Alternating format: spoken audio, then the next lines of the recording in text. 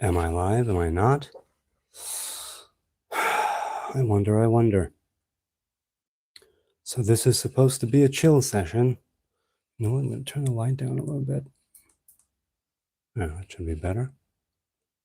Let's see. Am I live? Am I not? YouTube says I am. Yes. Let's see that I have audio and video. Hello, Joel. Hello, Joseph. The chocolate commercial. Hey, Quenlier. Hi there. Thinking Time is here. Richard is here. How you doing, people? How are you?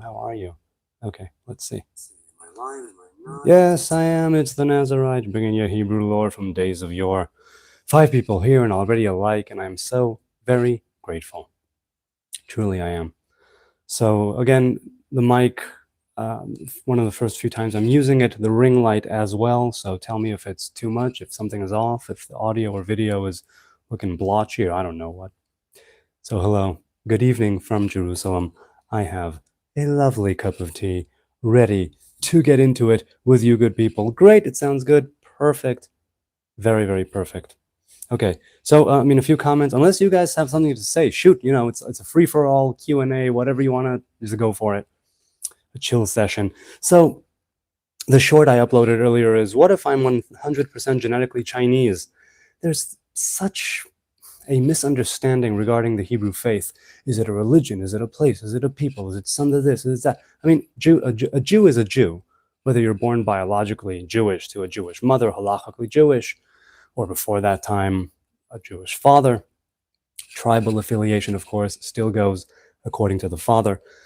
The idea of converting is also a thing right there in the Torah. So when people say that Judaism isn't a race, it's like, yeah, if you can convert to it, it's not a race. And yet there are people who are of the Hebrew people who are originally, of this area, the Canaanites. Hey, Richard gave some euros.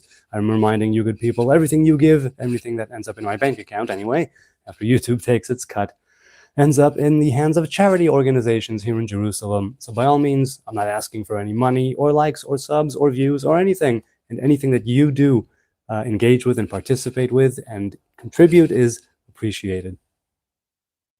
What tea are you drinking? And the audio is good. The lighting is great. You should use it more often. So I just bought it 2 days ago. I bought a ring light. I bought a mic. I bought a new guitar. After not having either one of those things. I had a ring light in the past. It died fairly shortly after we moved from the Netherlands. Point is, I have used a ring light before, but yeah, I invested a few hundred shekel in myself from the severance pay that I got recently. And I said, you know what? I'm going to get a couple of mics, something cheap, because, I do have kids around, and if something drops, if something breaks, I don't want it to be like thousands of shekels, worth of equipment.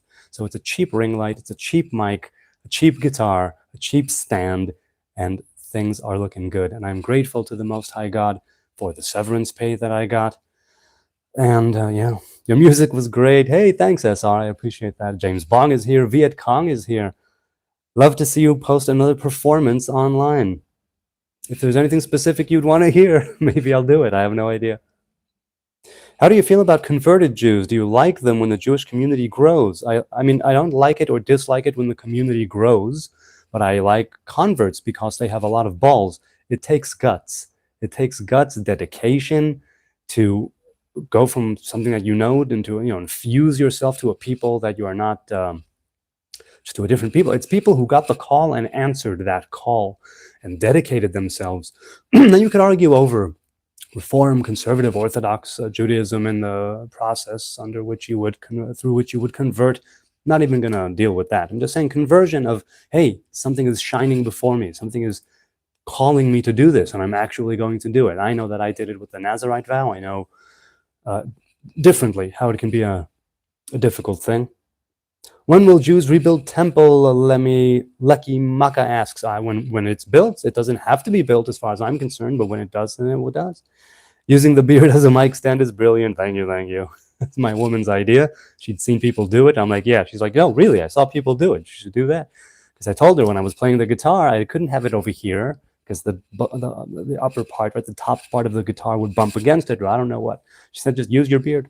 So yesterday I just clipped it on my beard, and this time I wanted to make a little boink, so I put a little, little string here, a little hair tie. So when will sacrifices be offered? When will the temple be rebuilt? I have no idea. It'll happen when it happens, if it happens. Stephanie says, just loving the beard, Mike, lately. Your wife is a clever lady. That she is.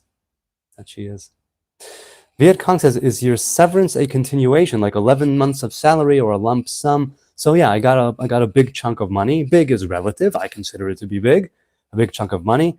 So it's not a continuation. It is having to do with the amount of time that I worked and my salary when I left and a certain calculation. So yeah, I mean, look, I worked there for over 11 years, full time. My salary kept going up over time. My position in the company kept going up, and I am so very grateful for the job I had there that turned into a career that I will now be able to continue with all of that experience and wisdom that I gained in this company, right, to bring it forward. And that's really great. So yes, I got my severance pay just a few days ago. I invested a few hundred shekel in a mic and a ring light and a guitar and a kazoo. No other channel will answer me. If I pray enough for it, will God strike me down? Well, here's the thing.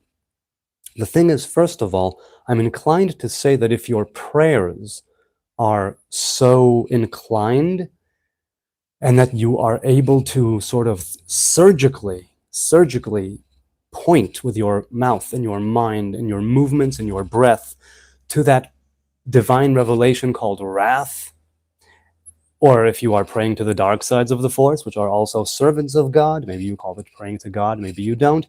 So I think that it's not a question of what God will do or won't do. It's a question of what you will do. I can't tell you yes or no. But I do think, let me think, because at times like these, when it's a question like this, I go to the Bible. Is there a precedence? Is there such a thing, right? Is there such a thing of a person praying so hard that he is struck down? Now, here's what there is. There is the story of Rabbi Eliezer ben Dordaya in the Talmud, somebody who was a great transgressor, and then he repented. And in that moment when he repented, the pain was so great that he was crying and crying and crying until his soul left the body. It's not exactly the same as prayer. That was more tears, crying, pain, perhaps. I don't know. I wasn't there. That's the one thing that came to my mind. But if you pray to God to strike you down, I can't tell you because I don't know God. All I know is how God reveals himself to me. Those revelations can be of wrath, of vengeance, of judgment, sometimes a very calculating judgment, sometimes a very random and chaotic judgment. And in that sense, it could be that you would pray at that precise time, at that precise moment, in your precise way, like I said, something surgical, where that everything is aligned in order for you to be struck down. Now, do you mean strike me down with like a bolt of lightning? Do you mean just a cardiac arrest? What is it? Be precise, because if we're talking about surgical prayer, then talk about surgical intent. You would have to physically really know what you're talking about and how it is you would want to go down. So strike me down is too broad. Give me some more. Did you read that on a scroll, says PW? Hi, PW. On a scroll, no, but I have read Torah from a scroll. I've read the Torah in front of a congregation in my life. Are you circumcised? Yes, I am. Krager says, sure, he looks trustworthy. All right. Do you use THC concentrate? No, I don't. I never have. I never have, actually. Titus Brutus, what type of women do you like? Well, I married my first girlfriend, right? She's my woman. We've been married for 23 years. So I will say that she is my type. She's my type. I'm insanely attracted to her mind and her body. Josh says, why does the Secret Service instructions for what they do with the president match my Facebook post? I'm not joking. I do not know, Josh. You've been sending me things in the DMs. All of it has been going way over my head. I'm sorry. I'm simply not getting the connection between the different screenshots you're sending me. It's me. I'm the ignorant one. I can't really understand what it is that's going on there. Daniel fell in the presence of the Lord, says SR. What do you mean Daniel fell in the presence? I mean, he fell to his knees. He was having a fit, right? He was in the midst of a, what was it? Right? You went into some sort of a prophetic trance at times. Much like Saul when he came across that troop of prophets and he became naked, right? He took his clothes off and he was just and And the phrase from since then was, is Saul also among the prophets? That's in the book of Samuel. Another magical thinker, says PW. Are you referring to me? I'm no magical or a thinker. Soviet Kong says, I'm lucky with my job as well. I helped a friend with his company's sponsored events for many, many years. When I was ready to leave my career, he gave me a very comfortable, flexible position. That's really great. Good for you. Do you smoke weed? No, I do not. I used to. Now I don't partake anymore. I mean, I don't rule out doing it again, and I certainly don't do it regularly at all. In the past year, I think I took a puff or two from a joint 2 or 3 times. So if you consider that me smoking weed, then I have smoked weed. EEMB, you love the mic on the beard. Yes, indeed. Can you play Delta Blues on the guitar? If so, Frank Stokes style. So I'm not going to do it now, Omar. People are asleep. I'm not going to play the guitar now. Do you do any dance, says Titus? I mean, sure, you know, you got the Joey from Friends. That one, I can do that one pretty good. Jonathan Targum says it's about someone. Targum Yonatan. I actually don't know if I've ever read Targum Yonatan ben Uziel on that particular verse or chapter rather, right? Isaiah 53. Ark Ministry asks, however, the traditional understanding is that it speaks of the nation of Israel. As many times it speaks of the nation of Israel as a harlot or as a bride, right? As a wife. It speaks there of a suffering servant. And once again, I say this each and every time. We were not commanded to compile a Bible. The sages compiled the Bible after the destruction of the Second Temple. So there will be a canonized reference of codex, right? A codex, a reference of texts that all the Jews could relate to. And if there were things in there, they left so many things out. If there were things in there that would blatantly, clearly, obviously refer to Jesus, as some Christians say, they would have left it out. They would not have put it in there. Christianity was gaining momentum. Why on earth would they leave something like that in when they left so many things out? Titus says, I love you, Hebrew Nazarite. Thank you. מה קורה, רחום וחנון? איך אני מבסוט לקבל הודעה מהיוטיוב שאתה בלייב? I'm excited, he says, to receive a notification. That is wonderful. I appreciate the vote of confidence. Truly, I do. Mike on beard is fire. Love it. Thanks, B-Force. How does it feel to be the Rothschilds' chosen puppet, says Bill Gates? Well, first of all, I don't see myself as a chosen. I suppose I am sort of a puppet. And if I am chosen, then I'm chosen by the Rothschilds, who I don't know. However, if you're talking about the nation of Israel, the state of Israel, and the modern-day Zionist enterprise being a sort of project of the Rothschilds, then you probably would be correct. I'm sure they were very much into it and eager to buy land and to procure, places for people to live, and that they were all on board with the newfound Zionist enterprise. Now, again, the secular, socialist, Enlightenment thinkers who started the modern-day Zionism were later very quickly joined by the religious Zionism.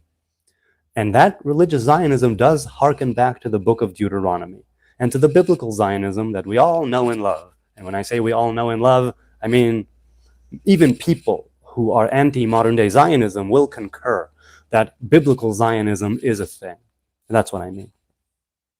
If you could create, says Lamar and Teddy, one lizard person, what would be his eye color? One red, one yellow, like David Bowie. Okay. How much they love you here. You're in a good vibe, brother. You're on a very beautiful and high spiritual level. No, I am not. No, I'm not. You're smart to know how to speak as someone who studied in a yeshiva for several years and knew some of Israel's greats, and you also speak at eye level. That's fun to see. So I try to speak at eye level, for that is where I am. If anything, I'm looking up at people. You understand basic Hebrew number values? Yes, I do, Josh. Gematria. There are 9 different ways of deriving Gematria. But yes, I do. Modern-day Zionists are Rothschild's puppets. Aha. Yes, if you say so. So once again, I think it was a lot more than the Rothschild family who were involved in bringing about the state of Israel as we know it now. And in the earlier modern-day Zionist enterprise, as I said, buying land, right, and being on board, paying people to make aliyah, right, to ascend to the land of Israel. The Ark Ministry says, tell us why you don't accept Jesus Christ as the Messiah. 2 reasons. First of all, he was never anointed by the people and crowned as king. Second of all, he died. So if he was the Messiah, his reign ended when he died, even if he was resurrected and ascended. The king of Israel is a living king, not a dead one, not a resurrected one, not an ascended one, a living leader, a messenger, living among the people. SR says Allah is Arabic for God. It's actually the God. The AL of Al is the. Hello, my friend. Will you admit that Allah isn't real? Says Randall. Hi, Randall. So as far as I'm concerned, Allah means God, and I don't think God is real in the sense that is part of reality that I can experience and relate to and sense and perceive. God is beyond all of those things. All I perceive here in reality are revelations of God. So God isn't real. The revelations of God are real to me in the sense that I am perceiving them in the way that I do. Israel also tried to invade Poland, LMAO. Really, potato chips? First of all, what is your favorite potato chips, people? Brand, flavor. So, hit me up in the chat. Let me know what your favorite potato chips are. How do you think it's possible to live a holy lifestyle outside the world of the yeshiva and in a place far from Torah scholars? It is difficult for me to be around them. Most of them are harsh legal scholars. By legal, you mean anshe din. Okay, so din kashe. Gotcha. So he means harsh judgment, not legal scholars, not with bad intentions, but that is what became of them. Well, first of all, what you consider holy, what you set apart, the way that you orient yourself in what you consume and what you read and what you hear and how you speak and what you do, that, right, the things you do every single day, more than the things you do once a week or once a month or once a year, the things you do every single day, those are the things that more often than not will dictate the way that you live and who you become as a person. People say it has to do with the people you are around, the 5 people you are around the most, they will have the most influence on you. There's that thing. And of course, right, nature and nurture and all of that. But how can you live a holy lifestyle? By trying and making a sincere attempt to live your life in such a way that even the small things are aimed towards something big. In the very same way that after we go to the bathroom, right, you wash your hands and there's a prayer. Truth be told, I haven't recited that prayer regularly in a very long time, though I used to for many years. I could stand to go back to doing that. So even going to the bathroom, which is something seemingly so beneath and so animal and so disgusting to some people, right, and letting out the excess from the body.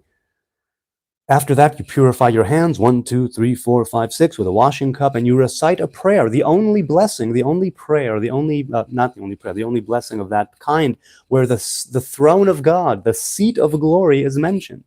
Because that might not be to many people a seat of glory. I'm pointing at one of the bathrooms here, right? It's a seat that you go to take a dump. Or, if you pee sitting down, which we probably should, then you do that as well. The point I'm trying to make is that you do the physical thing, even the lowest, menial, nasty thing, but if you're aiming towards something high, that is something that you also set apart in your behavior. So no, you're not supposed to be thinking of lofty, noble, divine, relational things while you're out on the can.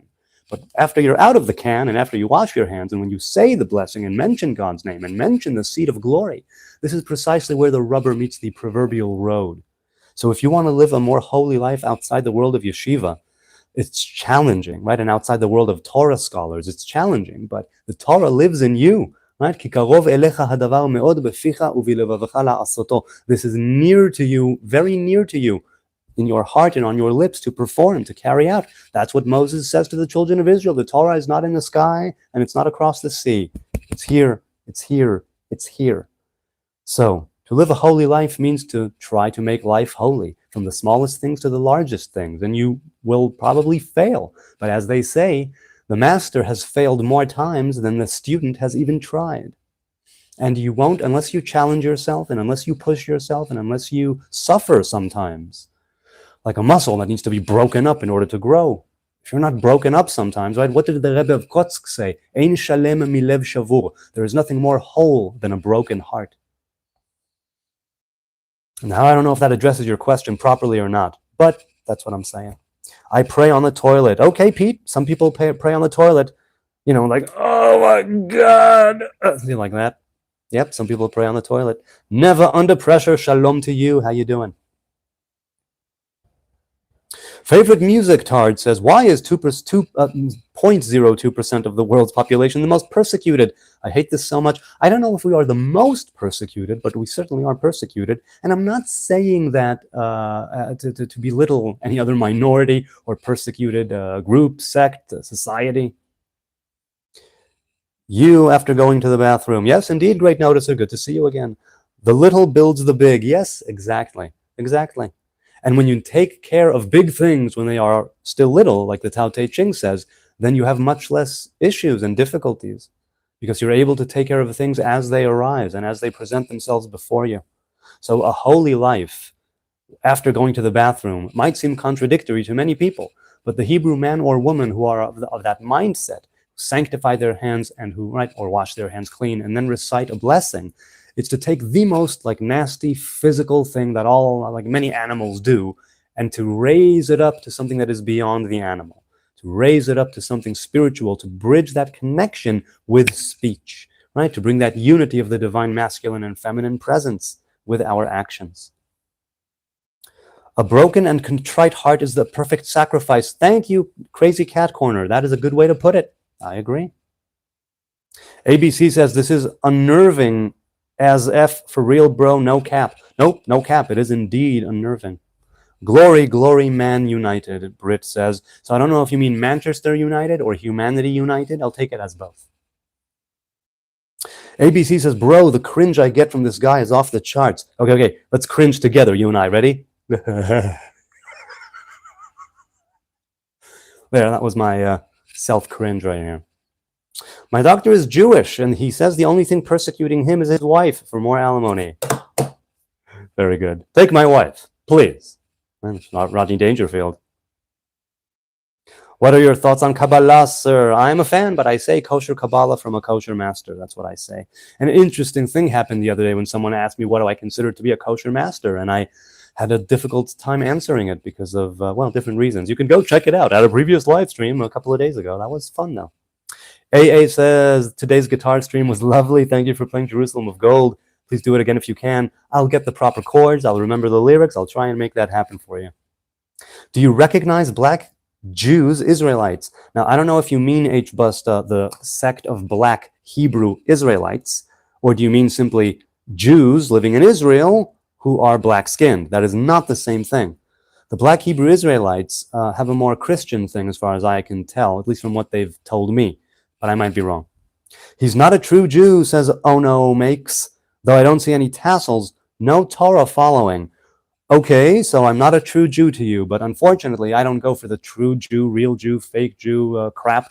And it is indeed crap in my case, because I was raised religious in Jerusalem to religious Jewish parents.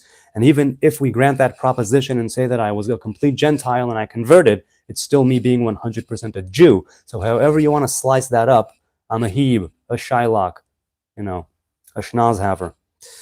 So, yeah. Fuck United, says Kieran. Do you have a problem with Lebanese people or Lebanon? Nomad says, no, I have a problem with the Lebanese leadership that will not get rid of Hezbollah. The Lebanese people I have no problem with because the ones that the few that I've been in touch with digitally have been very good people, as far as I can tell, with the interaction that we had. Nothing wrong with it. Baruch atah Adonai Eloheinu melech haolam, she'akol niyeh b'dvaro. Oh, green tea, a bit of lemon. Right on, right on. Pete says, I take my wife everywhere, but she finds her way home. Hey-o! Keep it up with those one-liners, people. I like them. Have you ever met Messianic Jews and asked them what are the reasons they believe in Jesus to be the Messiah and Son of Man described? Yes, I have. I've studied Mishnah and had talks with Messianic Jews. I had a chavruta, a study partner who was a Messianic Jew and a missionary for his church, no less. And so I used to give him my more orthodox view, and he used to give me his more Messianic view, and we studied something new together that neither one of us had studied up until that point, the Mishnah of the tractate Zvachim. Zvachim has to do with ritual slaughter at the temple. At least at that point. Ritual, let's say, yes. Other things too, but Masechet Zvachim has to do with ritual slaughter at the temple, and we studied the Mishnah, and it was lovely. we did not finish it. To my great shame, I'm saying this, that we did not finish it. Our get-togethers got less and less frequent because of life, and I left from the Netherlands back to Jerusalem without us having completed Masechet Zvachim as study partners. And I say that to my shame, truly, because I should have seen it through. And I might just, I'll put that on my list. Give me a few seconds. No, you know what? A different list. Hold on, I need to open up a different list because that might close. Here. I'll write it down. I would love to keep going with him even after all these years. I have not lived in the Netherlands. We came back over, what, three years ago? Five years ago. And I think that if I got in touch with him, he would still be on board because it was lovely to study with him. He was a very good guy, a very good guy. Do you believe Jesus is burning in hell in excrement? No, I don't. I don't believe Thomas Redmond. I believe Jesus is a righteous Hebrew dead man, so I don't think that he's in hell nor boiling in excrement. The great noticer says Messianic really means messed up Jew. Now, why do you say that, noticer? I'm curious. Are you an artist? I'm a writer. So I've written. I'm a screenwriter. I'm a poet. I'm a content writer and marketing writer. So yes, I am a man of words. That's my art. What about you, Gulag escapee? Have you escaped from the Gulag? That must have been rough. Are you an artist? Richard says, thanks for answering the question. I believe you're a good man. I have my moments. Of course, with all the challenges in life, as we all have, thanks. Sharing is caring. Yes, it is. Yes, it is. נפגש עם תלמידיו של רבי שמעון, סבא אחד אמר לעצמו, סבא, גלה כעת את סודך. זה ששמרת עליו, ואתה חייב לגלות אותו, וזה ממשיך ככה עד שגילה את הסוד. סוד ממה שאתה יודע. So, Rachum V'Chanun wants me to tell a secret, to reveal a secret from what you know. I oblige you, he says. No, you'd have to ask me. It is a Q&A. You'd have to ask me something more specific, and then I can address it. I think that's what I would say. So he was just a regular guy then, Joel says. Are you talking about Jesus? No, he was a great sage, no doubt. I'm sure he was a very intense scholar and Kabbalist. What's your opinion on people calling Yirah Ha'arim Mashiach? So I had a dialogue on this channel, when was it? 8 months ago, less than a year ago. Yira and I spoke on this channel. We had a lovely dialogue. We spoke for just over an hour, I think. Zero dvekut. Zero dvekut? Okay, why zero? I'm curious. At any rate, my opinion, if people want to call him Mashiach, they ought to call him Bechizkat Mashiach, because he's not been anointed yet, and he has not yet been crowned. And so if he has not yet been crowned or anointed by the people, to take the title of Messiah is problematic technically and practically. If it's a contender, a potential Messiah, right, what's called Bechizkat Mashiach, that's a different story. My opinion is that I'm sure many people see him as a deliverer. I think that I don't see him as such. I spoke with him. He's very knowledgeable, and I think I have things to learn from him. I simply want Mashiach to be anointed. I want Mashiach to be crowned. I'm not even of the opinion that we need a Mashiach. I think we can bypass the monarchy. We can bypass the temple. We can bypass all those things and go back to the more Edenic way, without ritual worship, without priests, Levites, and Israelites at the temple, without a king. So, of course, it's a means to an end. I'm not saying there should be no king, but if there is a king, let there be one. But to call someone Mashiach is problematic when he has not been anointed by the people. That's what I would say. Thanks for doing this. Hey, Smoochie, good to see you again, man. Galatians, says David, King James Version, but Jerusalem, which is above, is free, which is the mother of us all. So the letter to the Galatians, I don't know the New Testament. I read it once. I enjoyed the gospel, but not the letters. As for the higher Jerusalem and the lower Jerusalem, that corresponds to the Kabbalistic, right? Not in the sense that they wanted to see it that way, or maybe they did, but in the sense of Yerushalayim shel Ma'ala and Yerushalayim shel Mata, the higher and lower Jerusalem in the Hebrew tradition, it pertains to the daughter and the mother, right? The lower feminine revelation and the higher feminine revelation. What brings those together is the Sabbath. What brings them together is the holiday of atonement, Yom Kippur.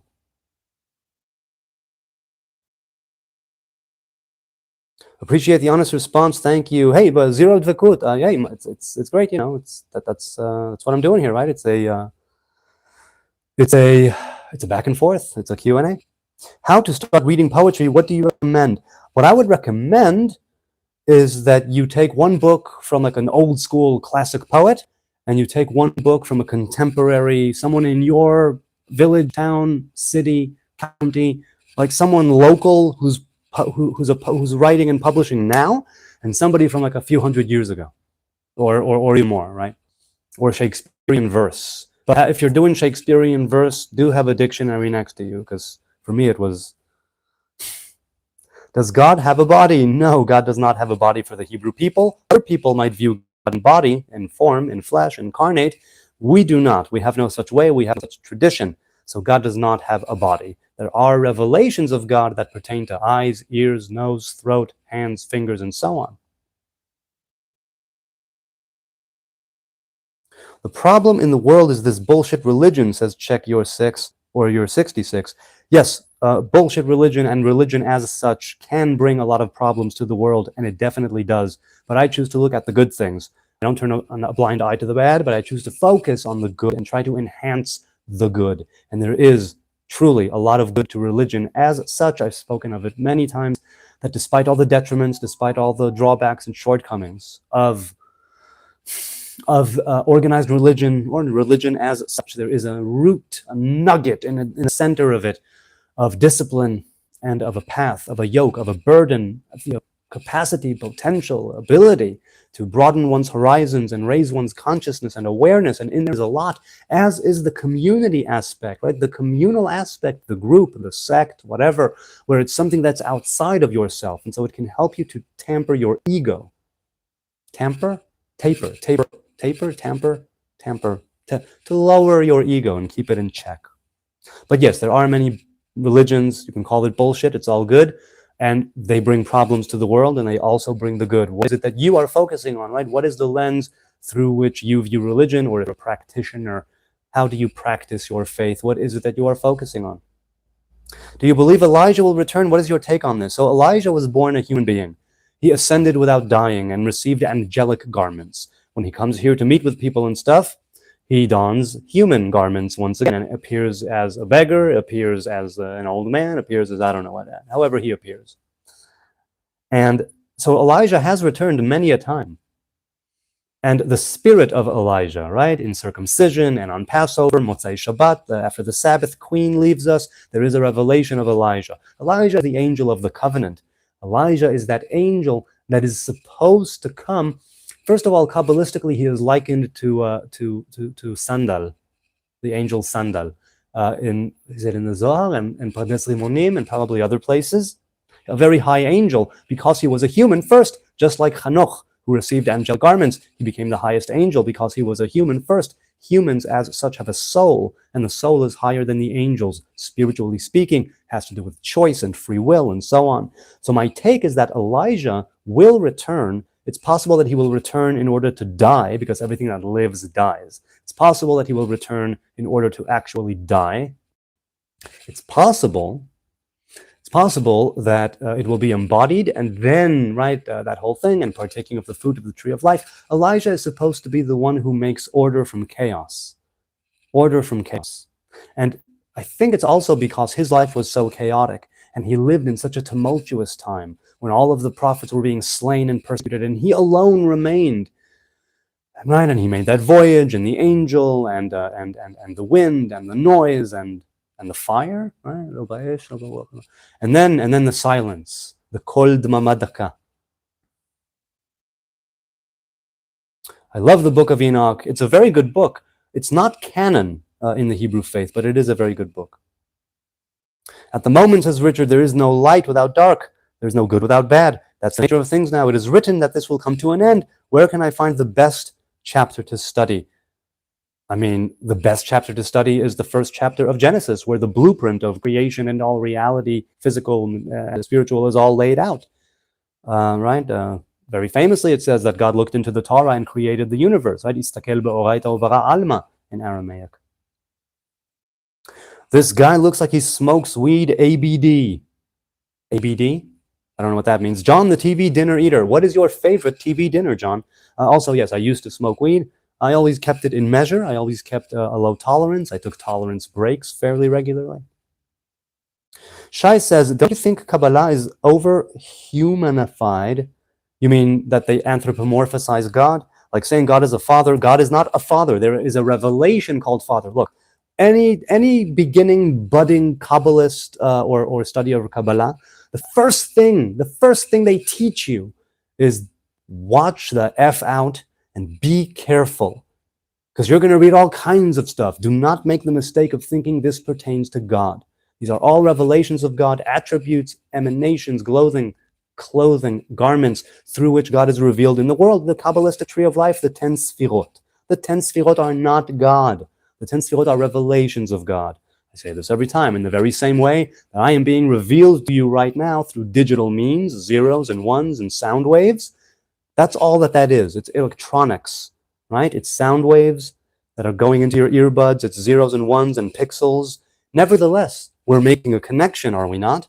There's things I can discern. There's things you can discern. We can have a relationship of some kind through this revelation, even though you're not here with me right now. And even if you were here with me right now, you still could see the outside of me, right? The skin and the hair and the glasses and the clothing, but you couldn't see on the inside. And even if you could see me naked, that would still not be truly seeing me, for my mind and my soul are still invisible. In the very same way, God has many revelations and clothing and garments and layers through which he is revealed in the world. None of those is actuality divine. None of those is in actuality God. I don't know God, right? All I know is divine revelation. The reason why Kabbalah anthropomorphizes God, and the Torah too, by the way, you don't have to go to the Kabbalah. It says eyes. It says that the Egyptians said it's the finger of God. It's right there. You don't even go to Kabbalah. It's right there in the written Torah and the books of Moses. God has eyes. God has a nose. God has hands and fingers, and God has none of these things. These are ways through which we can relate to the divine revelation, for we are literally made in the image of God. It corresponds to it. We are made in the image of the Kabbalistic tree of life, from the crown of the head to the bottom of our soles, of the foot, right? Or the bottom of our heel. God the Father, another sibling, as an allegory. A whole book with too much allegory on allegory is not necessarily for me. I think it's overrated. Feel free, Shai Milman, to think Kabbalah is overrated in its anthropomorphizing. But these all have very deep and esoteric meanings. And if you look, for instance, in Pardes Rimonim, at Shar Archei Kinuyim, or at the Ramak's Eilima, or many other Kabbalistic texts, you will see that they go one by one at times, like an encyclopedia, and what each and every one of these attributes means, how it relates, and in what way. If you're into the Lurianic teachings, even more so, because you have the different partsufim and the different... So, yeah. Ziggy says, again, not very fruitful to not allow newcomers into your religion. Judaism, the Hebrew faith, does allow newcomers each and every day into the religion, my man, Ziggy. Ziggy played guitar. How do you expect to grow or even remain when you consider demographics and population decline? You don't. You are expected to just do your thing. Really, do your thing, Hebrew people. Forget about all that. Not everybody is supposed to be a Hebrew. You're not supposed to be proselytizing necessarily. Just do your thing. That's how. That's literally how. Why be so horrible, says Kieran. Who are you talking to, Kieran? I'm curious. Randall says, can you explain that again, please, about seeing God or not being able to see him? Sure. Can you tell what I'm thinking right now? You can't. Even if you were right here with me in the physical world rather than the digital world. If you were right here next to me, hello, you still could not tell what I was thinking. Why? Because certain things are hidden. How could you tell what I was thinking? If I verbalized it or acted it out in pantomime. If I related it to you, you would be able to receive. Because then there's something that is coming out, where the hidden remains hidden. In the very same way, you could call God the hidden part of the human being, so to speak, right, as an allegory. And even if you're very, very, very close to me, even if you're my wife and kids, my very blood, you will never know my true consciousness. In the very same way, we cannot know God. And yet we can know God in infinite ways. through revelations of God, through attributes of God, the garments, the clothing through which God is revealed in the world. That's what I said, Randall. Tell me, am I making any sense? Don't test what you don't understand, says David. I mean, I don't know what that's in relation to, if it's what I said or something in the chat, but don't test what you don't understand. I think that's precisely why you should test. You should just be very meticulous. You should have a methodology in order to be able to discern and gain wisdom through the experience. Because there are many things you don't understand. And how do you understand them? By relating to them and by engaging with them, you learn to understand them. I think. Are you a rabbi? No, I'm not, Jordan. Not even close. Not even a little. Randall says, thank you, sir. Thank you. Smoochie says, it could be a lie, no? What do you think about an evil puppet master god? So again, it's the Descartesian, what is it? The demon, right? The Descartesian demon, right? René Descartes said, how can we be sure that this is not all a grand illusion, that it's not just all a hoax, and that there's this demon inside of me that is telling me what to do and and that everything is just everything is. So what did he say? Right? Cogito ergo sum. I think, therefore I am. In other words, start with yourself. If you want to know if there's an evil puppet master god, seek the evil puppet master god within yourself. And in trying to find that, you will be able to discern from that which is not. And the light discerns the dark, and the good discerns the bad, and so on, right? That's in Sefer Yetzirah. Hatov mavchin et hara, hara mavchin et hatov, ein tov lemala me'oneg, ein ra lemata minega. In other words, by knowing one, you get to know the other, right? The Taoist symbol of the yin yang personifies, exemplifies this very much. David says, you do your ways of the flesh. Your God is your belly pleasure. I do have plenty of belly pleasure, I'll tell you that right now. Are you from the tribe of Levi, asks Hyrone. Yes, I am. According to tradition, I am a Levite. Love you all, says David. Thank you. Much love back from Jerusalem. SR says, have you ever asked God if you should listen to those rabbis that tell you to believe what they've told you to believe? Yes, and that is also why I do not keep strict halacha, rabbinic law, any longer. I keep what I keep, I cherry pick, and I make no apologies. I'm a man of cafeteria faith, and I do that wholeheartedly and with the well, to the degree that I can be sure of what I'm doing, which may not be much, but mistakes I make are mine to make. Randall says it is impossible for Israel to be committing genocide. The numbers are the proof. Yeah, people will still say it's a genocide, you know. People will still say it's a genocide. Timmy, hi Timmy, good to see you again. Why is Azazel referred to as the evil angel, maybe even Satan, if Sem Yasa led the fallen angels? So first of all, there are no fallen angels traditionally. There are, again, in the external teachings and in the Zohar, there are, but Azazel in the Torah refers to the wilderness, where the scapegoat on the Holiday of Atonements is sent out to die. And some say it was the name of the cliff from whence they dropped him to his death, or pushed him rather. Right? Oh, super chat came in. Hey, Smoochie gave some bucks, and I'm reminding you, good people, everything you give goes to charities here in Jerusalem after YouTube takes its hefty cut. So, why is Azazel referred to as the evil angel? First of all, Azazel is not necessarily referred to as an evil angel. There might be an element of the dark side of the force, of the Sitra Achra, by that name. I don't recall offhand, but there are the fallen angels that are mentioned are Uzza and Azael, not Azazel. Azazel is mentioned in the Torah once as the wilderness, right, where the scapegoat is taken. I know it smells crazy in there. No, KYW, it smells pretty good. Have a cup of tea. Pure green tea with some lemon, so it smells really good. Also, the window is open, a nice Jerusalem breeze, summer breeze. I give thanks and praises to the Most High God. Yes, I do. Yes, I do. I don't take it for granted for a second that I'm sitting here in my own home with you good people having a conversation, a very pleasant conversation. Having time to breathe. Leaning into the serenity, which will definitely end because the flood is coming in smaller ways and in larger ways. And so if I can sit here right now with a cup of tea and talk to you good people and learn some Torah It means that everything right now at this moment is okay, better than okay. I don't know what the future holds. I could drop dead in 5 seconds from sort of a brain aneurysm or whatnot.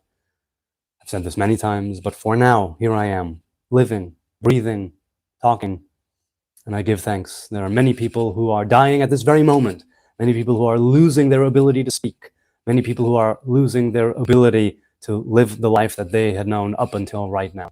People in all kinds of horrible situations and tragedies, mental and physical disabilities and disorders. And I'm sitting here with a mic in my beard and a song in my heart. Yes, I am. Okay, let's continue.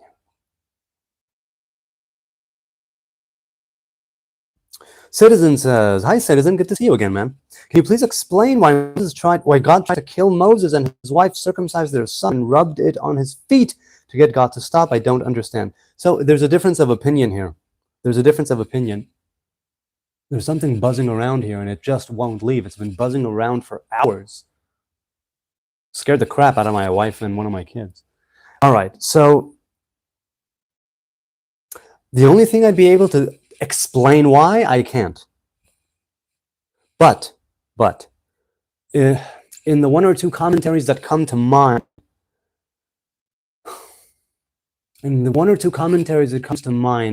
it's that idea of the blood, right? Chatan damim lamulot. That is what she calls him. She calls him a groom of blood. Now, you know what? I don't remember those commentaries that are on my mind. The one or two commentaries that came to mind, I don't remember them well enough to speak them without screwing it up. So I'm going to say, I don't know. I cannot explain it because I don't know. That is why. And I don't want to risk saying something and misspeaking or misrepresenting the commentary that did come to mind. So sorry, Citizen Z33, I can't answer you. I can't address it or explain it because I don't have it offhand at this moment, unfortunately. And that is to my detriment. And that just means that I haven't gone over those commentaries in my life enough for it to be lodged in my brain, and I should do so. Hey, Studimus Prime is here. How you doing, Studimus? What's his name? Who, me? I'm Jonathan, or Jonathan, whichever one you want. Cosmic T-shirt. Yes, indeed, Mag. Oh, my wife. What's my wife's name? It's Bob. Her name is Bob. Have you memorized the Torah? No, full Muslim. I have not memorized the Torah. Definitely not. I appreciate your honesty even here. Thanks, man. I appreciate that. What else am I going to do? Be dishonest? What will that gain? What will I gain? What will you gain from dishonesty? I think that honesty and being forthcoming and authentic and genuine whenever possible is the best possible thing to do. Can you point me where to look? Yes, I can point you where to look. There is a group of commentaries, okay? It's called Mikraot Gdolot. I will put it down in the chat. And you could look at your leisure at a translation, Mikraot Gdolot. There, I just put it there. Mikraot Gdolot has a bit of the Torah and a ton of commentaries on the side. And I have no doubt that there are Mikraot Gdolot in English with as many commentaries as you wish. However, it also depends on whether or not you're talking about the type of commentator, because there are traditionally four different levels by which you can discern and learn the Torah. 70, but really under 4 categories by and large. And that depends. It depends on what kind you're going. Are you going for the simplistic or simple, not simplistic, but the simple and surface level? Are you going for the esoteric, for the allusion, the allegory? Okay. Do you know God Logic on YouTube? You know, that sounds familiar. I don't follow, and I don't think I've seen anything by God Logic recently, but the name sounds familiar. The name does sound familiar, yes. David says, do you remember your spirit, Jonathan, and mind making music to ABBA? No, I don't, but I'm sure that we had a blast. Which books could you recommend to me to come closer to God and understand his actions better? It's not his actions that you should want to understand better. It's your own. Because you and your divine image, right? Your unique divine image. Who was it? David. No, not David. Who was it? Timmy. You, Timmy, in the unique image of God in which you were created. I would say that different books would apply to you. So I think that if you're looking for books, look, books, I say go with the Psalms, go with the poetry. The Torah, it's like it goes without saying. But if you're just looking for ways to come closer to God and understand Him, I don't know if you'll be able to understand Him or His actions. But Psalms will help you to understand you and your actions. And in doing so, and in refining your actions, and in refining your understanding of yourself, the know thyself part of you, right? If you get to know yourself, you also get to know the divine revelation. And when you do that and you get to know the divine image within you, you create a vessel, you broaden your horizons and you raise your consciousness and your awareness. And with that also grows your sphere of understanding. So then when you do come to either other books or the very same book, you will see it a little bit differently and be able to understand just a little bit more about yourself and the world around you. So if you're talking about God, I don't know God. But the revelations of God, that's something that you can totally emulate and cleave to and cling to and be one with your actions, with your words, with your mind, right, with your behavior.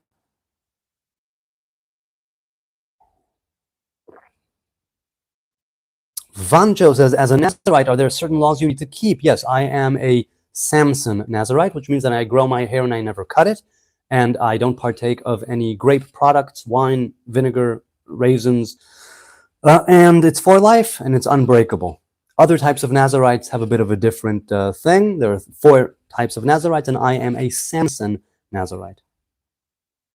Hello, my Jewish brother. What do you think of Chabad and the Rebbe? So I'm a fan of Chabad, not everything they do, less of a fan of the Messianics, even less of a fan of those who say that the Rebbe is actually God in the flesh. I've seen. Point is, I think Chabad are awesome. I am indebted to Chabad, whether it's for times that I was part of their minyan or that they showed up in different army bases that I was at, and they helped us in different festivals and holidays and such, and they showed up in times when we didn't have enough of a congregation. And the Rebbe, right, Rabbi Milyubavitch, the final Rebbe of Chabad, was a great man. He was a scientist. What did he study? What was it? Was it neuroscience? I don't recall, but at any rate, he was a very formidable Yid, let's put it that way. And his ways of viewing the Torah and his sichot, I don't know them in depth, but every time I come across something by Chabad and the Rebbe specifically now, I think it's really, really great. Not necessarily that I attach myself to it and follow, but as a Hasidic idea, I think it's really great. And of course, going back all the way to the Alter Rebbe, right, Baal HaTanya, I think that the entire dynasty of Chabad has been unbelievably useful to people throughout the ages. And they were one of the old school Hasidic sects, and they still are. Full Muslim, from what the prophets have said about the Messiah, who does that resemble? A leader, a king. That's it. That's who it resembles, a king and a leader. That's what I'm saying. Nike 555 says, meat? What kind of meat? Because apples and oranges also have meat. Villa Chris says, how's the bush looking? Pretty damn good. Pretty damn good. Let us continue. Shai says, Kabbalah in the best possible way is an art. No, I disagree. It's not an art. Art have a lot of allegories, and the human mind is psychedelic and full of strange logic. And Kabbalah is one of them. Don't dogma the mind. It will rebel. Well, the language of the Kabbalah is very poetic sometimes. The language of the Kabbalah is very erotic, much like Shir HaShirim, right? It's that connection between the masculine and the feminine that we are striving towards, right? Yichud Kudush Abrichu Shechintei. The Holy One, blessed be He, and His presence, and His divine feminine presence. Now, to say that it's an art, I don't think it's an art. I think certain Kabbalists are artists, but I don't think Kabbalah is art, necessarily, no. I think it's the lore of the 10 Sfirot. Now, if you want to see some artistic freedom in allegories and parables and anthropomorphizing God and so on, if you want to see that as art, then sure. I get what you're saying. Scrolling down. Oh, sorry, a super chat came in. Gustavo says, thank you, peace be upon you and upon you. And I very deeply thank you for your contribution to whatever charitable organization I will give this is August. The money will come in on the 21st of September or so. And then I'll give at some point in early October. If I'm not mistaken, that's how it's going to go down. That's how it's been going down. So whoever receives this money that you good people are donating this evening and throughout the month of August, whoever does receive it eventually in October, I give you thanks. It is not taken for granted. All right. Says Rachum v'Chanun, I wear tefillin, observe Shabbos. My fiance and I are in the process of approaching religion. She wears skirts, but I'm not ready to get married right now. Second thing, I don't like synagogues and seminaries as much as I like nature, solitude, and freedom. We're on our own path. Is that right? Let me put it this way. I know that I am. I took my time to think whether or not I'm simply going on a different path in order to shirk responsibility and unburden myself of the yoke of Torah and of the commandments. Is it just a ruse by the evil inclination whispering in my ear, do your own thing, take on the Nazarite vow, all the while me slipping more and more and more into the dark side of the force, right? And into shachat. Now, if you're saying that you're getting closer to religion, you must understand that the modern day organized religion as we know it now is the leftovers, let's say, of a great feast. Now, the leftovers count for a lot, and there's a lot to be gleaned from there, right? We have things that are shkulim keneged kol mitzvot, right? We have different mitzvahs, different commandments that are equated with all 613 of them, like Shabbat, like Torah. And so it's not even a question of that, but we have no king, we have no Sanhedrin, we have no temple, we have no spirit of prophecy. Those four things, and others, but definitely those four things, were for such a long time a part of our people. And now, for about 2,000 years, we've been without a king, without a temple, without prophecy, without a court. And it's really problematic. So we, as the Hebrew faith and modern day rabbinic Judaism, are on a different path. It leads to the same place. The question is, right, how you go about it. And I'm not one to tell you what to do, especially if you're coming from a place that was not part of religion, you were not indoctrinated into it, you were not born into it in that sense. So far be it from me to tell you what you are or aren't, Rachum v'Chanun. I will say, first of all, that even these things right here, that you're keeping Shabbos, putting on tefillin, and you're with someone who is also sort of coming into her own as a spiritual creature, right? A religious, an observant woman. That in itself is an amazing thing. And you don't need anybody's permission. You do not need, all of you out there, also Rachum v'Chanun, but certainly everybody out there, you don't need anybody's permission to be who you are. We all have a lot of rules we need to keep, right? We're living in a society. There are rules and regulations and customs and traditions depending on the culture and the zeitgeist. So many things we're expected to do. So many things where we need to toe the line. So many things where we are losing our individuality. So at the point when you are wanting to express that individuality, I suppose that do no harm would be the guiding principle, and respect your fellow earthlings would also be a good guiding principle. So if you're on your path, I think that is a pretty good path. And remember that comparison is the thief of joy. And it's best to focus on the future and on what you can do that is right, rather than focus on the past and all that you may have done wrong. That'll just spiral down into sadness, bitterness, resentment, and cause you to just toss the baby out with the bathwater. The hell with it all. So, teva v'hitbodedut chofesh. Listen, man. Teva hitbodedut chofesh. What did Rabbi Yehuda Levi say? I said this yesterday or the day before, right? Avdei hazman avadim hem eved Adonai levado chofshi. Right? The slaves of time are slaves of slaves, and the slaves of Adonai are free. Discipline equals freedom, as Jocko Willink says. Discipline equals freedom. If your discipline is one of nature and hitbodedut, right? If your discipline is one of tefillin and Shabbos, that is your discipline. Why should you be expected to adhere to some seemingly arbitrary way of living a life. You know, there was a guy in my platoon in Miluim, in my reserve duty, a guy in my platoon who grew up Haredi, ultra Orthodox. He left it. He left it behind. And he told me one day, the problem is that people took the book of halachas, right, the Shulchan Aruch. People took the Shulchan Aruch, the book of laws, the code of Jewish law, and they turned it from something that you should be aspiring for to a kind of benchmark. He said that was their greatest mistake. And I'm telling you the same thing. Don't let other people fuck with your mind. You are you. You are doing what you're doing. And I think you're doing pretty well, though I don't know you. But your questions are insightful. And your words they have meaning. And if you say tefillin, Shabbat, Hitbodedut, Teva, Chofesh, what is wrong with that? Think of it this way. Is there anything wrong with what you're doing? And like Clinton said, right, there's nothing wrong about what you're doing that cannot be fixed by what is right about what you're doing. I truly do believe that without knowing you, either, any of you, right? Let's continue.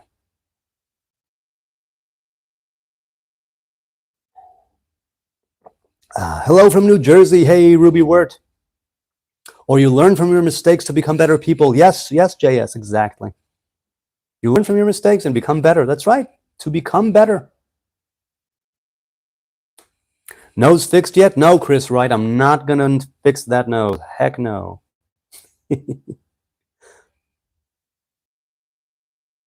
Let's continue. Harden your heart, not draw near to God. He is gentle. He loves you, but you know him, says David. I'm not sure. Are you talking to someone else in the chat? Or Driftwood says wise words. Yes, again, I don't consider myself wise in any way, shape, or form, but I am trying to climb up and stand on the shoulders of very wise, very knowledgeable people. Marlis says, I haven't even said anything yet. Okay. Hi, Marius. Say something then. Say something. I want some kosher tong. Well, if you're talking about tongs like, like you flip burgers with, I'm sure many of them would be kosher. Eiler is here. Shalom and shalomchen.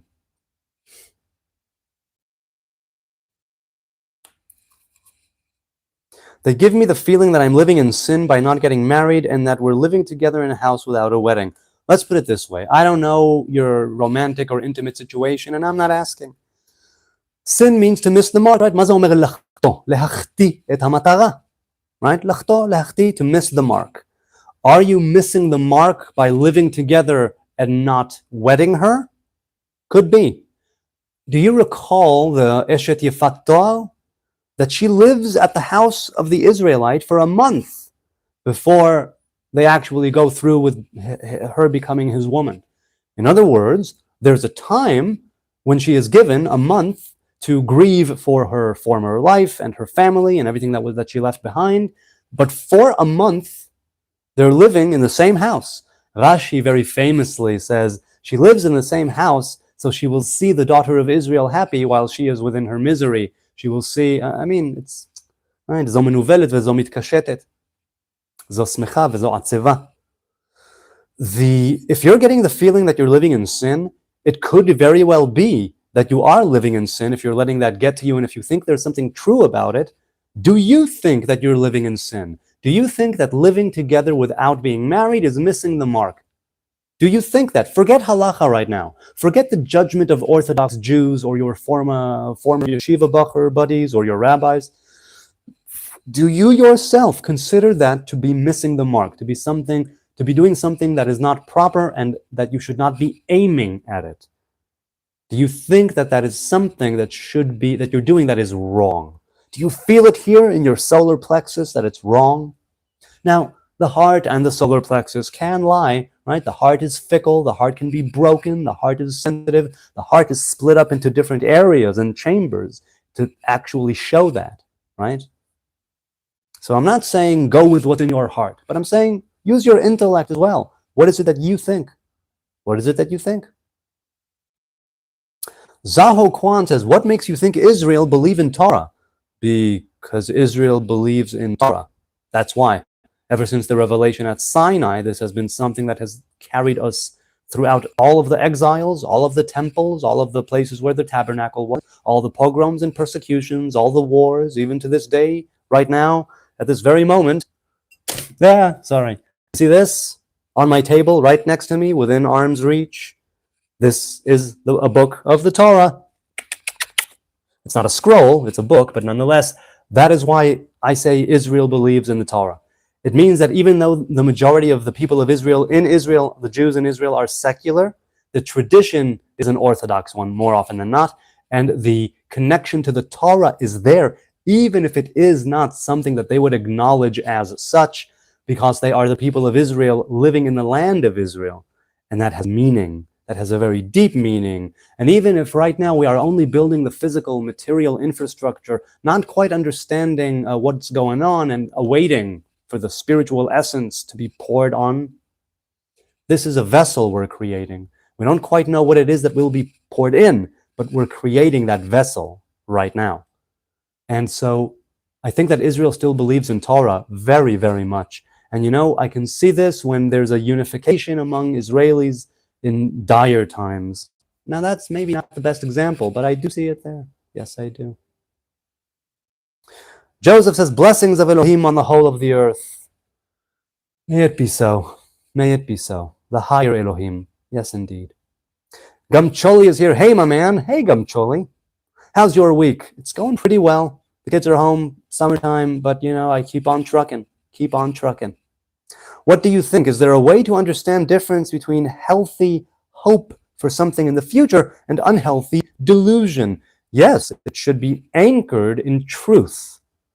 Now, it doesn't necessarily have to be anchored in something that's already been proven to be true, but at least in part, ideally, it should be anchored in something that is true, because then it can keep you away from unhealthy delusion. Also, is there a difference? Yes. This healthy hope you speak of, it needs to be tethered to humility. That's how. I think that's how you get things done. You're not just, let's say, a healthy hope. Let's say The Secret, right? The Secret of think it and it will happen. Have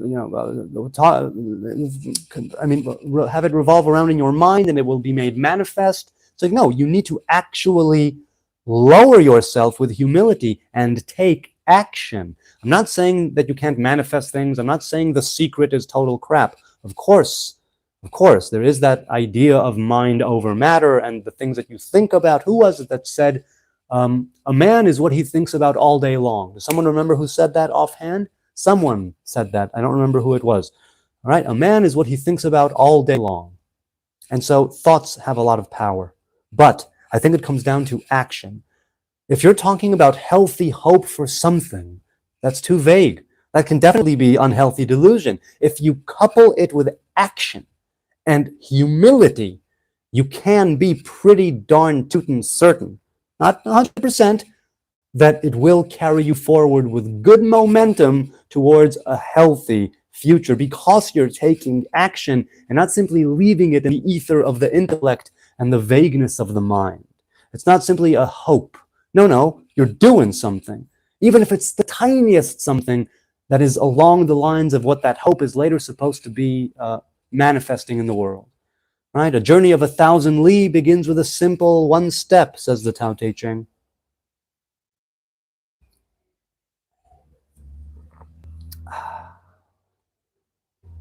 You're not proving it's a lie, you're just saying it's a lie, full Muslim. Are you talking to someone? I'm assuming you're talking to someone in the chat. People in the chat, are you having a good conversation? How many conversations are going on right now in the chat?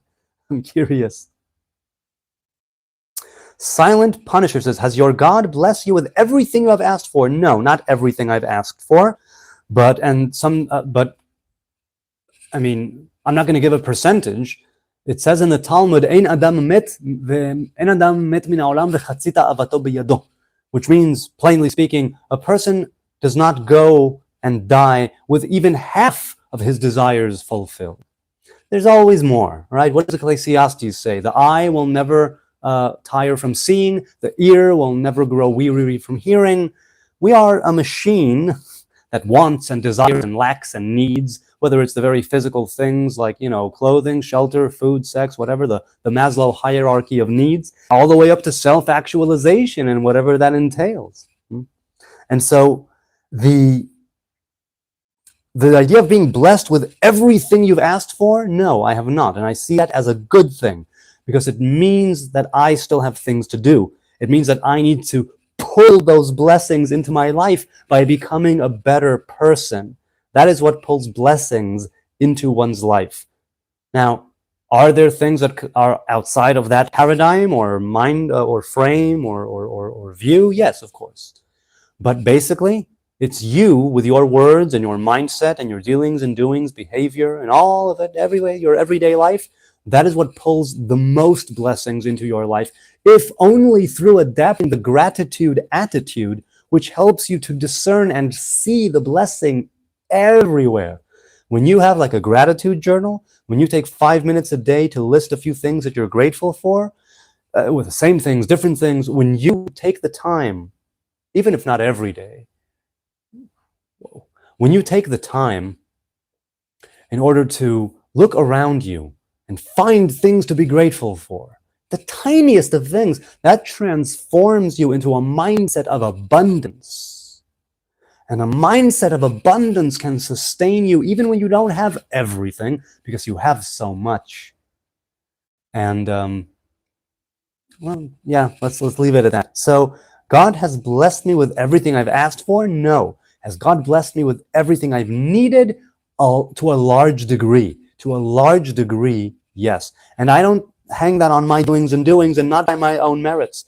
It is the merits of my ancestors and the grace of the Most High. Right? It is by the grace of God. It's not my doings. But if we're talking about how you can pull those things into your life, it is through action and intent and words and the way that you live your life day to day. I think that's the best way to do it.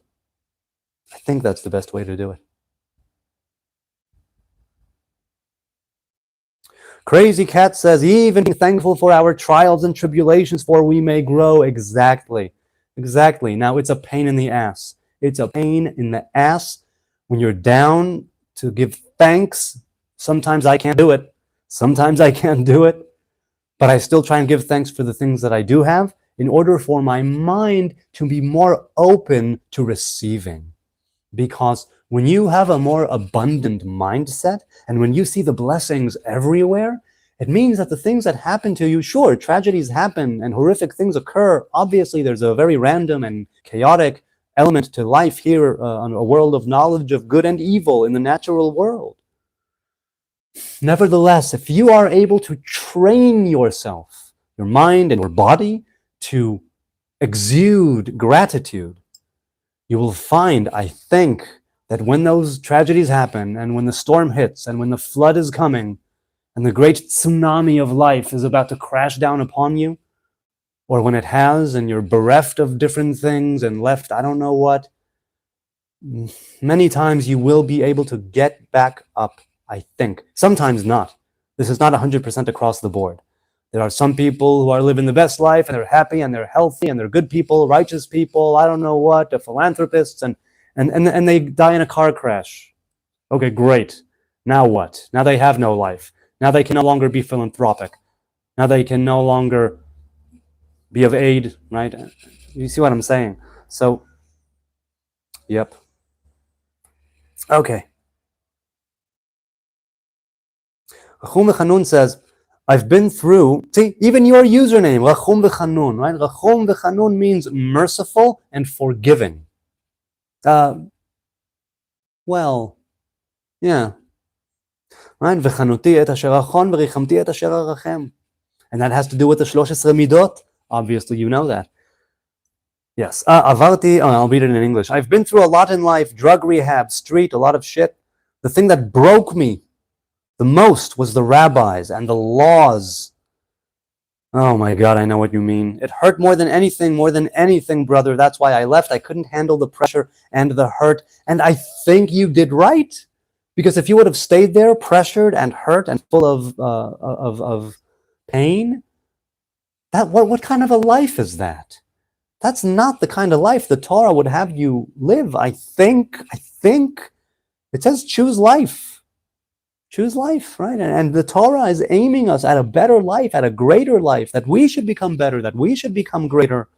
I mean, you know better than me probably how many people have gone through this precise story. And it's something that I get the feeling, and I might be wrong, that because you have a yeshivish background, that you are self-flagellating, right? Halka'a atzmit, ken? Halka'a atzmit. I think that you are self-flagellating. I think you are still comparing yourself to that life that you were told is proper, that you saw with your own eyes at the time, for the time that you did, that this is a proper way and a good life. But yes, the rabbis and the laws and the regulations and the judgment and the pain, omis, pgiot. I know what you mean. I really do. And I decided eventually, no, I'm going to do my own thing. I have to do my own thing. What am I going to do? Spend my entire life in bitterness and resentment and pain, living a life for other people who are not me, who tell me how to behave and what to do and how to act? I couldn't do it. I had to make a decision. I think for now, it seems I came to the right decision. And yet people will say, no, that's BS. You're just coping. You left strict halacha behind, and now you're living frivolously, flippantly, oseh haTorah kra'im kra'im, right? Making the Torah into pieces, piece by piece, instead of a full thing. Tzedek. To them I always say, are you me? No? Cool. So, sorry, you can think whatever you want, but you're not me. Ergo, you don't tell me what to do. You don't tell me what to do. That's it.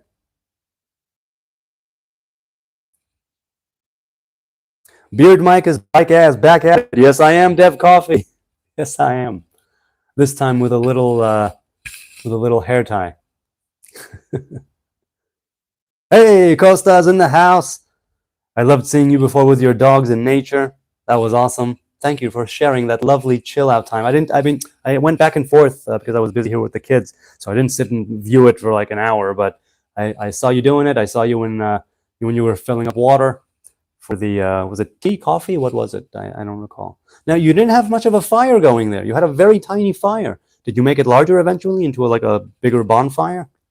People, if you want to get life of a secular, technically non-Jew, right? If I'm not mistaken, Costa, you're not Jewish because you have a non-Jewish mother. Who's a guy living in Israel who served in the army, a young guy who works in a scaffold building. If I'm not mistaken, correct me if I'm wrong, Costa. That's what you work in, right? You build scaffolding. Check out his channel. He live streams a lot, and I enjoy his live streams.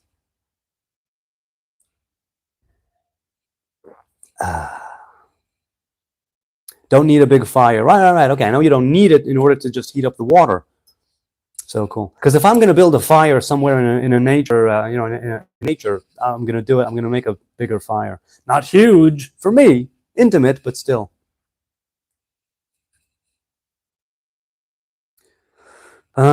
Biblically, hey, Ultima, Lord Tabrigian British. Biblically, it's a patriarchy. Modern so-called Israel has changed to a female tracing non-biblical system. It is very biblical. It's literally in the book of Ezra after the return from Babylon. You cannot say it's non-biblical if it is in the Bible. Now, the problem was that many Hebrew men were marrying foreign women. And Ezra and the people there said, whoa, no. It's better keep your own sisters, right? Your own Hebrew sisters, not biological sisters. The Torah frowns upon that and it prohibits it. But your tribal sisters or your, national sisters. And so either your wives need to convert or you divorce them and marry Jewish women. So it is biblical. You are mistaken. And it is still patriarchal insofar as tribal affiliation is concerned. So, yeah. Jongu says, morality predates religion. I agree. Morality is as simple as don't do to others what you would not want done to you. If you need a reward in order to do the right thing, you're not a good person. First of all, that does not mean you're not a good person. It means you are oriented in a way which is maybe lower in the hierarchy of what it is that you could be aiming at. right? Your hierarchy of values, people would consider you on the lower end, right, of that spectrum or hierarchy. So I don't agree with you on that you're not a good person if you need a reward. Because we lack stuff, we want stuff, we need stuff, we covet, we're jealous, we're human beings.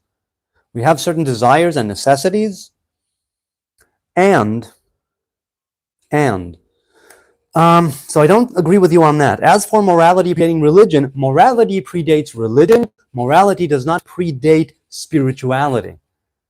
There's a difference. Now, I see that as a difference. Okay. You're not a psychologist for the first time, someone who understands me. I appreciate that, my man. Hey, listen, I'm sure that there are many other people just like me who would be able to understand where you're coming from. Because what did I say before? Many people have that same story. It's difficult. It's very difficult because you're leaving something that is baked into you to some degree. You're leaving something, whether you were indoctrinated as a child into it or not, born into it or not. It's something that was a chunk of your life, right? Going to yeshiva for a few years, being with that dibuk chaverim in that greenhouse, right? There's a lot there. Davening 3 times a day in a yeshiva and learning, right? Seder boker, erev, laila.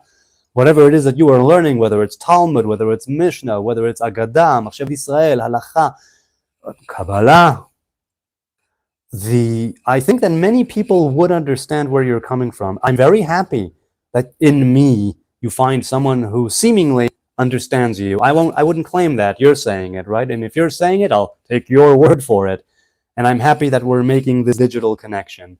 It's important to feel validated. It's important to be seen. It's important to be heard. And even if I don't, let's say, agree with you 100% on everything, because who knows, I definitely am trying to see you to the degree that I can based on the things that you've told me. And it seems that you are not able to disconnect from that organized, religious, halachic life that is, it's like there and not there, because you do keep Shabbos, you do put on tefillin, you are b'talich, right? You're in the process of getting closer, and yet you have perhaps in the back of your mind that time in yeshiva where it was like all there, and that was your world, and it was a world of Torah, a world of shteigen, a world of ohala shel Torah. And that is a great thing. I think now that you're out of it is the greater challenge. Now, you know what? Albert Einstein, I think it was he who said, education is what is left when you're done with school. I'm paraphrasing, but it's something like that. Education is the things that you are left with when you are done with your schooling. In the very same way, I think that your education is what is left now that you have left the yeshiva world. And yet, I think, I might be mistaken, but it seems that you are kind of comparing those two worlds, your world now and the yeshiva world. And maybe there is some basis for comparison. Because, tshuva is twofold. On the one hand, it gives you comfort, says Rav Kook in Orot HaTshuva, that on the one hand, it gives you comfort because you are on your way. On the other hand, you have such a long way to go. And it gives you always these duties of completion that save you from becoming aloof and complacent. And it manages to keep you content and still desiring to do better and to be better. And ultimately, really, Rachum v'chanun, just go with what Hillel said. Ma de'alechsane la ta'avid lechavre, za Torah kula, ve'idach perusha hi zil gmor. Right? What you hate, don't do unto others. That is the entirety of the Torah. The rest is its commentary. Go and learn it. So definitely do go and learn it. But the focus of your entire being as a Hebrew man should be that. And what would Rabbi Akiva say? Ze klal gadol b'Torah, right? Ve'ahavta l're'acha kamocha. Love thy neighbor as thyself. Disgusting histories, says Tet Tapua. What histories are we talking about? I'm curious. Fill me in. Fill me in, people.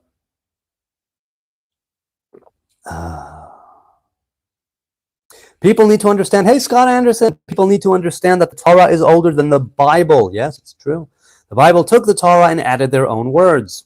Yes. This can become confusing to some, but as I read it slowly, makes sense to me. Now, here's the question. The question is, do you mean they added words to the Torah? Because there are different scribal editions, tikunei sofrim, as it were. I was a surfer. Voila. I was a surfer. Chazarti b'tshuva. So Buddhist monks in the woods, in the Hare Krishna, and Hinduism, and a Shinsei monk. I don't know what a sensei, you mean a sensei or a sinsai? I don't know what that is. Sensei means teacher, but that's in Japanese, right? Sensei. I think that's Japanese. Okay. You again? Yes, dude maxing, here I am. I'm not as dude maxing as you had prescribed. I did not shave. I'm sorry, dude maxer. I've failed you. I've let you all down. I should just end the live stream and, go to sleep. Oh, okay. Sanase is a Hare Krishna monk. Gotcha. Okay.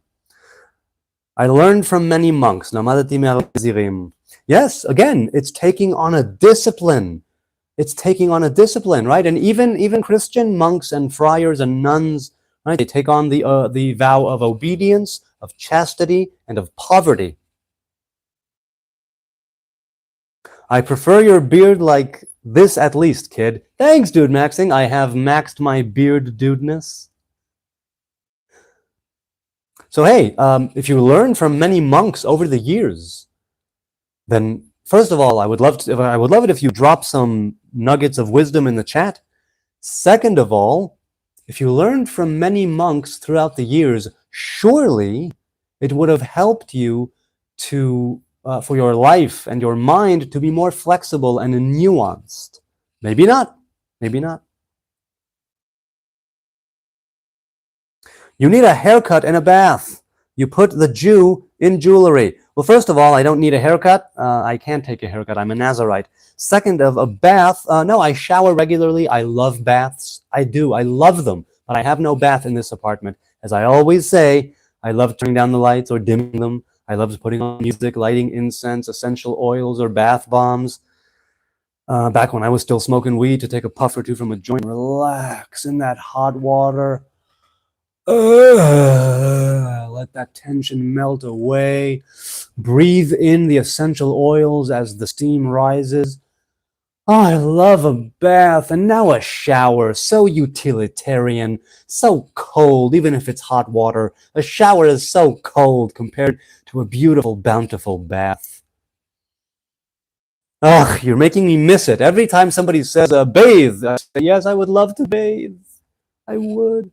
Why quit weed? I simply decided I no longer want to partake, and I was called to not partake for life, not to abstain from partaking for life, but to stop what I was doing, which was taking a puff or two almost every day towards evening time.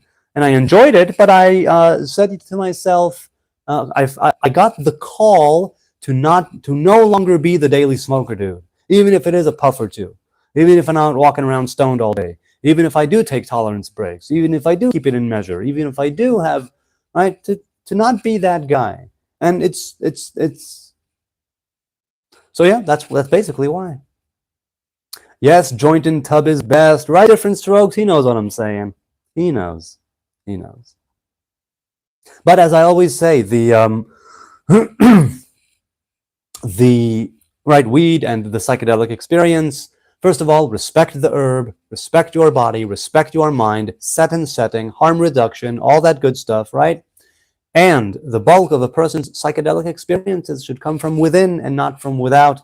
Should be something that you cultivate through prayer, fasting, meditation, dancing, servitude, commandments, whatever it might be. By servitude, I mean serving others in the best possible way, not being a doormat, not being a slave.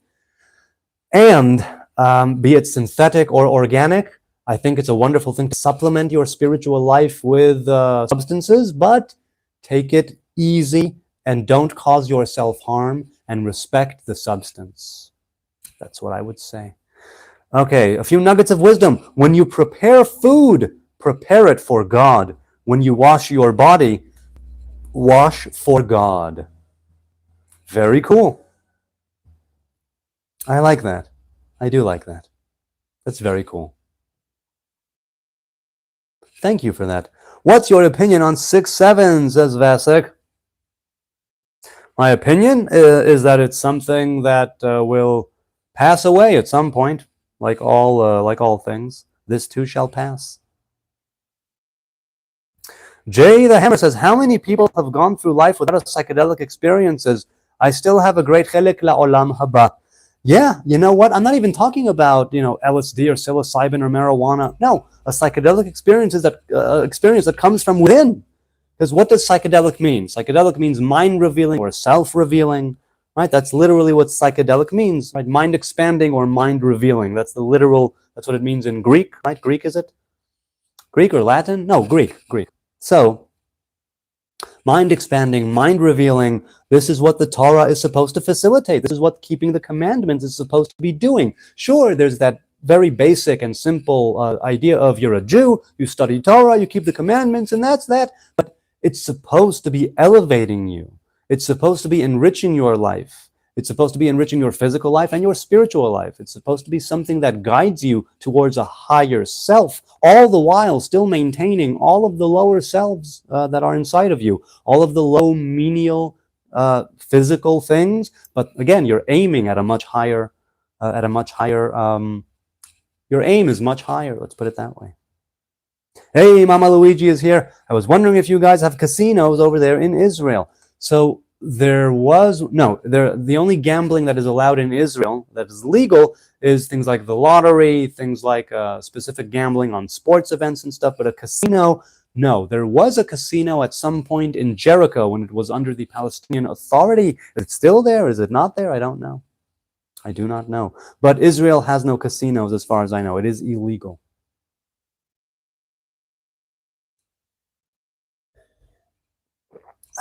Shai says, do you have an urge to fly away from the place and terms you were born into? I know that I do. I mean, I'm always trying to fly away in my mind from being a Jew and Israeli. I don't like being defined. Well, I'll tell you, growing up in Jerusalem as a boy, with so many rules and so many regulations and so many halachas, I said to myself, why was I created a religious Jew in Jerusalem?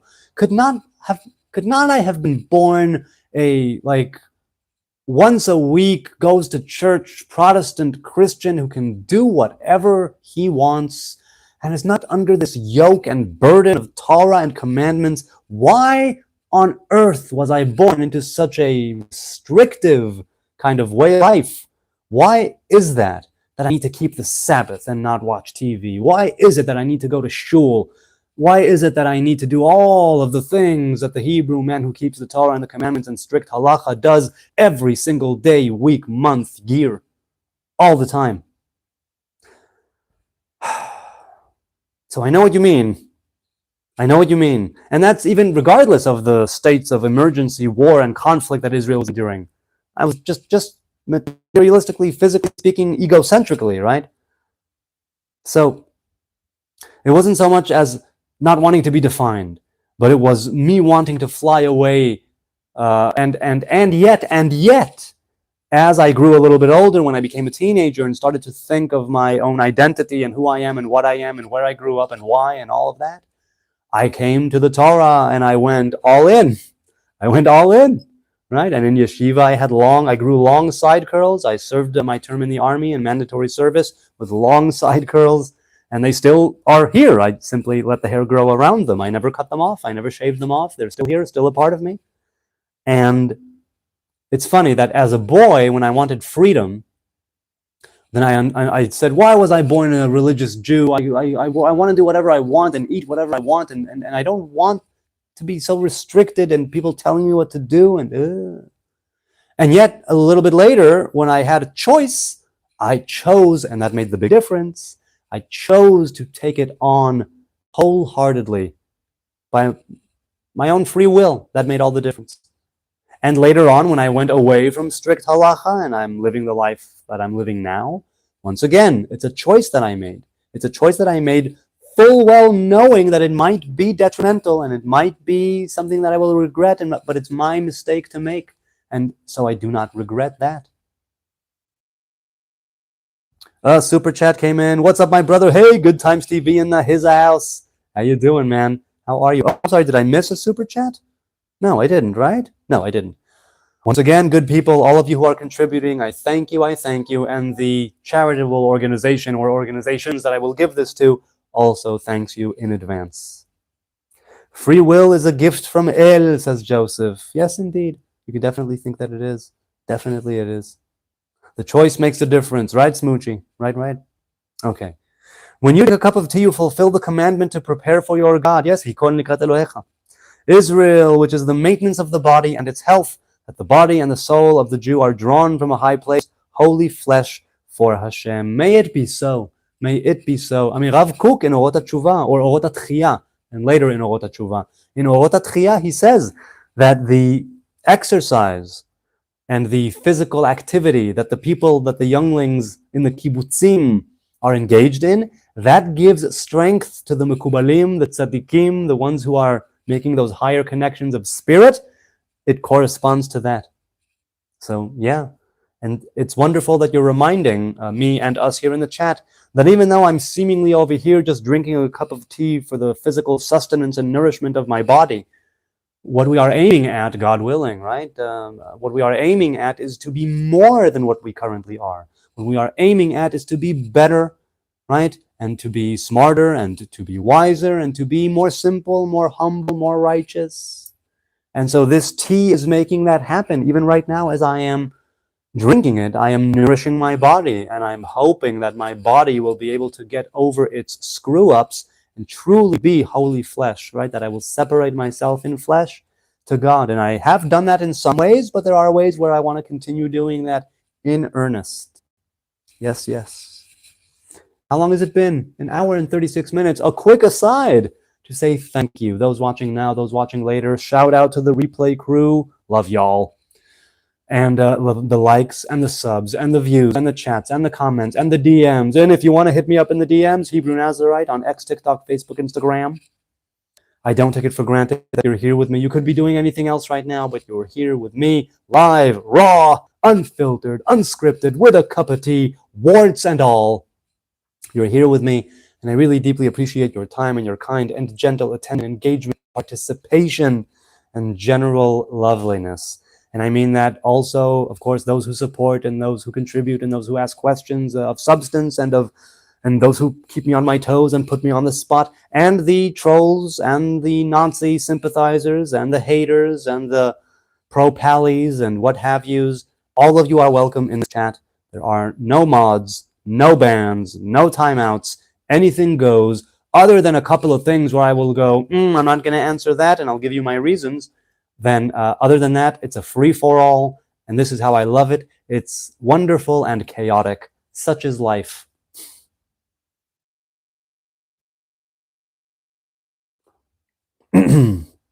Slumlord says, Baruch atah, brother. Thank you. Be blessed. Hamevarech yitbarech. How many jobs have you applied for this week? Well, I got my first rejection letter at the beginning of the week. Probably one of many, but who knows? So I got my first rejection letter, which I was looking forward to, of course. This week was two or three. I mean, I signed up for a few different places online. I signed up with the government agency that searches, right, the employment authority, whatever you want to call it, right? So a few. What did you study? Screenwriting, Khalil. Hi, Khalil. Good to see you. I studied screenwriting. I went to film school. I am a writer. You should have a podcast with interviews, for example. I would definitely watch it. So I have had dialogues here. I have had interviews. God willing, if YouTube ever releases the videos and live streams from my old channel, which YouTube deleted, but I'm sure they still have the files. If I ever am, by the grace of God and the loveliness of YouTube, if I'm able to get those back, I had like between 10 and 20 interviews, different people from my life, people I met online, so I had them. And in this channel, I have 3, I think. One with the Sarah Hayona Eisenman, who is an Essene Nazarite lady, one with Yira Ha'ari, and one with Gila, who is one of his students. So I do occasionally have an interview, though they are far and few between. Few and far between. What's your favorite country? You mean other than Israel? I don't know. I haven't been around the world, so I have no idea what my favorite country is. I really don't.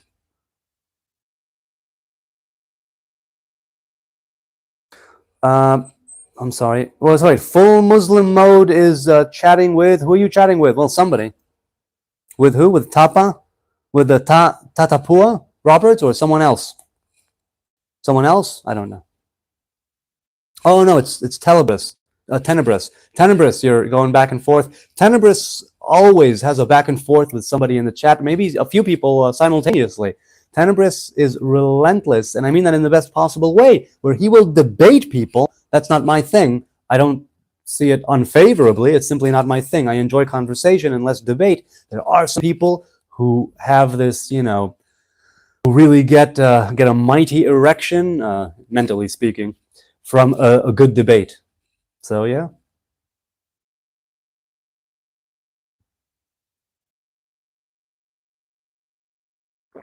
That is the end of the tea. All right. Let's continue. Okay, yeah. Oh, you're chatting with Teta Pau, I see. Do you like black or green olives better, Smoochie? Green, hands down. Hands down, green.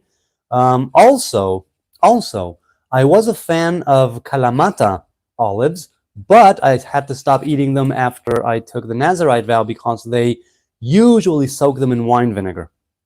At least like traditionally the way that you make them is wine vinegar. The Nazarite is allowed to partake of vinegars that are not wine, like grain vinegars, which is what's used industrially in the food preparation industry, or rice vinegar, but not grape vinegar. And I think that Kalamata olives are in, are they black or green? I think they're green. Anyway. Yeah, so certain olives, even if I like them, I can't partake of them any longer. Green olives for the win. Yeah, for sure. I love green olives. I do. I definitely do. Is your microphone attached to your beard? Yes, it is. It's attached to a hair tie that's on my beard. Last night, I literally clipped it to my beard. Barley malt vinegar is choice. Voila. I don't think I have ever... No, of course I have. Yes, I have. I think I have. Crazy Cat says, debates are only good if it is in good faith. Bad faith debates are not good at all, in my opinion. Yeah, I'm inclined to agree. It should all be in good faith. I think so. OSTS, hey, Laila Tov to you. Why do you think some Christians need to shove their religion anywhere in a way that seeks some sort of approval from Jews? It feels like missionaries in Jerusalem. Well, first of all, they want to spread the good news. Christians have discovered something so unbelievable, so amazing, so life-affirming, the very essence of living in this world for them, and they want to share that good news. Have you heard? He is risen. Have you heard? That's it. This is the guy. This is the one. Forget everything else. This is the dude. It's him. And they have discovered this wellspring of grace, salvation, redemption, right? In Jesus' name, they say. Just by mentioning the dude's name, it gives them that rush because of what's connected with it and knowing the Father through the Son and everything that those Christians say. Why do some Christians feel the need to shove their religion anywhere? Because it's like the allegory of the cave, right? The Socratic allegory of the cave. The guy, after he gets out of the cave, he doesn't just go away. He goes back to the cave and he tells the people there, hey, what you're looking at is not reality at all. Reality is out there. You're just seeing shadows from a fire. You're missing the point completely. Turn around, liberate yourself, get out of the cave, go live life. So those of you who know the allegory of the cave, those of you who don't, maybe you don't know what's up, but I guess you could discern a little bit from what I said. I think that some Christians have discovered something so amazing and they feel the need to share it with others, or like you say, shove their religion anywhere. And some people, they can't not do it. Some people cannot not do it because it comes out of them. Jesus is king, they say. Jesus is king. It's like, oh my God. So yeah. So I don't believe Jesus is king. I don't believe he was ever crowned or anointed. I believe he was a good man. Well said, don't follow shadows. Yes, exactly. So the Christians are saying to those who they are coming up against, they're saying, You're just looking at shadows. There's a whole other life out there. That's the reality. This is just projections, shadows, yeah. Hey, BT8 is here. Shalom, shalom to you. Would you ever do an open debates with your chat? No, because I'm not a debater. I'm not a debater. I'm a converser. I'm a talker. I'm a blah, blah, blaher. I'm a yappa, yappa, yapper, as you can tell. Yappity yap. Yappity yap. Yappity yap. Yappity yap. Yappity yap.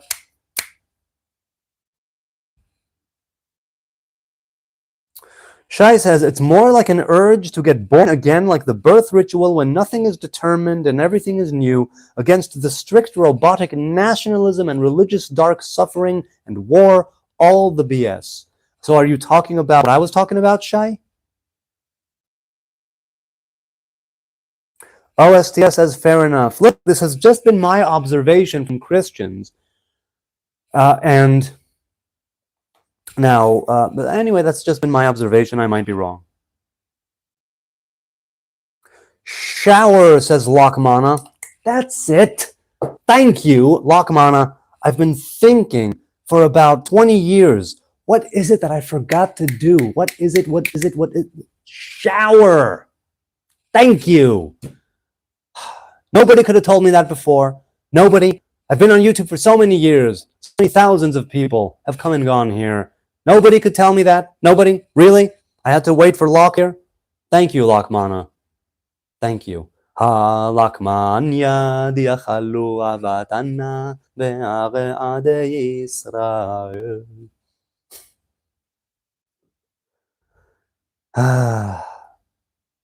Hello from Turkey. Hi. What do Israelis generally think about Turkey? I've heard Israel might see Turkey as the next target. I don't know. I know that we're not fans of the leadership, but I know that before Erdogan was in control, Turkey was a destination that Israelis love to go to. Some people still go there, even though Erdogan is in control. So what do Israelis generally think? I have no idea. I know that the leadership is not fond of Israel, and they have not made that a secret. The people themselves, I do not know. I have no idea. I really don't know. Lucifer, hi Lucifer. Do you support the genocide Israel is committing? Israel is not committing a genocide, so I don't support or not support. It's just not happening. If there was a genocide happening, I would not support it. Do you deny it's a genocide? Yes, I do. It is not a genocide at all. Like at all. Okay.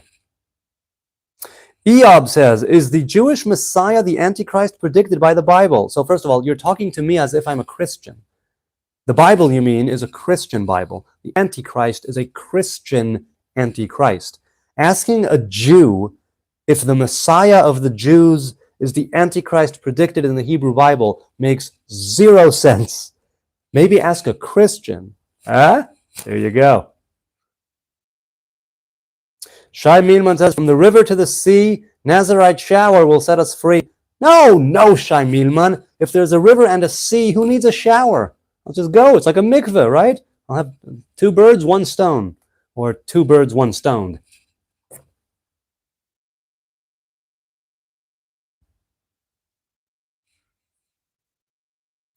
Wow. So full Muslim and Tenebris and Tapua are engaged. Maybe it's all 3, or maybe it's something else.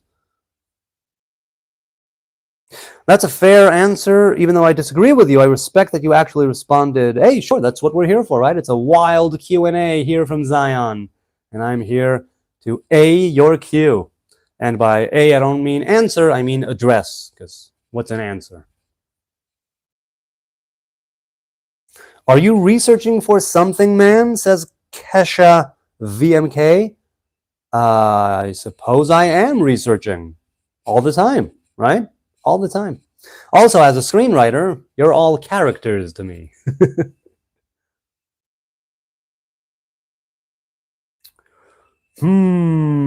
Scrolling down.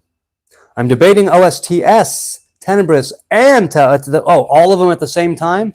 Whew. Good for you. Good for you. Low key, not to challenge, respectfully. Okay, cool. Good, respectfully, that's important. Good for you. Very good for you. What do you think of atheists in general, that they are atheists? That's my general opinion of atheists. I mean, look, I have the four horsemen, right, of modern day atheism. It's like I've heard them speak, not live, and I really liked what they have to say.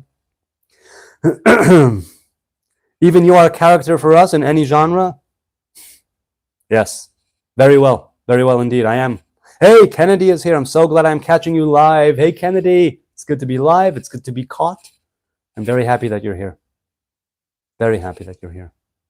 Josh says, fake fucking pieces of shit. Not really. I'm just the actual guy. Say what now? Shai says, you ever saw a firing theater show? I don't know what a firing theater show means. I really don't know. Hebrew Nazarite, it seems, says OSTS, they can't do live and let live. In my experience, Muslims don't act like this even though they proselytize as well. Well, I don't know. They do. Both of them do proselytize, oh, plenty. And you're saying that in your experience, Muslims do it less. Maybe. I have no idea. Christianity in a nutshell. Oh, okay, so they're still going back and forth. Good to catch you. Whoa! Patina is here. Hello, Tina. How you doing? How was the move? Are you enjoying your new home? Good to catch you live here too, she says. That's nice. That is nice. People, I mean, Tina, you don't mind if I out you a little bit, do you? Let me know. Fringe theater. Oh, okay, Fringe. Yes, my woman is part of Fringe theater, more than not. Hey, Connor Cool is here. Very nice. Very, very nice. Do you have any pets out of curiosity? We had a doggie that lived with us. She was our furry roommate for 15 years, and she died a year and a half ago. Go on, she says. All right, so Patina Walker, 3557, is one of my former therapists. She is awesome. If you are in need of therapy, I recommend her wholeheartedly. She does wonders. She really does. And we had a lovely, shorter than what I would have wanted, but that was my doing and not hers. We had a lovely few months. We did a lot of work. Speaking of open dialogue and honesty, and she's lovely. So if anyone here wants a good therapist, Patina Walker, go for it. So yeah, we lived with a doggie for 15 years. She died just a few meters away from here, from where I am. She died. Glitch? I glitched? Yes, I glitched, and now I'm live. So yeah, we had a fuzzy doggie, and we probably will adopt another doggie in the future. Hey, J. Paul is here. Nice to see you again in the afternoon. Can you elaborate on how it come to be in your faith that you can't partake in wine-soaked olives? How did that get instituted, and could it ever be changed? So, because I'm a Nazarite, and the Nazarite does not partake of things that are of the grapefruit, not grapefruit, of the fruit of the grape, right? The fruit of the vine, of the grapevine, that is why. Vibe chazak shel fringe.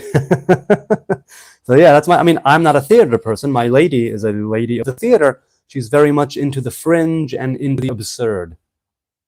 And that's how I like her. Definitely. So sorry for your loss, Dick Piss. Hey, Pistleton, how you doing, Piss? Yeah, you know what? I said this many times. I would want to go the way that you did. From old age, in my bed, surrounded by loved ones, music playing in the background, somebody petting my fur, just telling me how much of a good girl I am. No, you know what I mean, but that's pretty much how it went down. And she didn't have like a lengthy, problematic, procedures and medical testing and medication and prolonging quality. It's like she died on a Sunday night. She had a bit of a 5-second episode on Friday morning where suddenly she just fell. She just fell. She was going down one of the steps coming into the house, and she just tripped and fell, which had never happened before. And so something looked off. I took her that very morning of Sunday after Shabbos to the veterinarian. And the veterinarian said, okay, look, something might be wrong with her heart. You should go see a specialist tomorrow morning halfway across the country. And she died that evening. And I'm so happy because not only did Pinky's death that evening save us a ton of money and heartache and her having to die in some car or bus or train on the way to a specialist office or something, or at that office, on a cold steel treatment table surrounded by bright lights or something, but also, not only did she save us a lot of money and heartache and pain, she also went on her own terms. Not our terms, her terms. And I love that. And it was one of the most intimate and life-affirming things I've ever experienced, right? Being with her in her final moments. It was something very special, and I would love to go the way that she did. Yes, I would love to go the way that she did. Is there fringe in Jerusalem? Yes, there is. There's a lively theater in Jerusalem, definitely. That brings up another good question. Are you allowed to have grapefruit? Yes, only grapes, and only the fruit. For instance, you have such a thing as grape leaves that you roll up rice or meat in, ale gefen, but I don't partake of that simply because I don't really enjoy it, not because I can't. So it's only the final product of the grapevine and not the vine or the leaves or the flowers or the stalk. It's just the fruit of the grape itself and all of its derivatives that are not allowed for the Nazarite.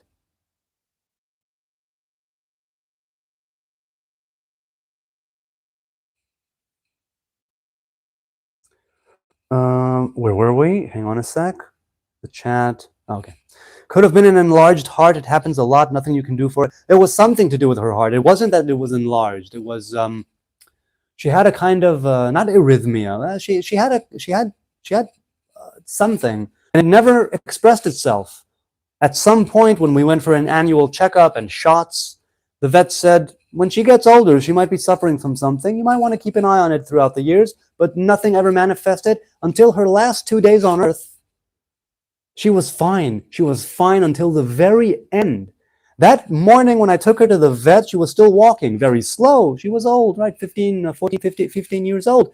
But she was still walking. We had to take breaks. I felt a little bit bad for taking her to the vet that very morning. If I had known that she would die a few hours later, I would not have bothered. But it was a local vet.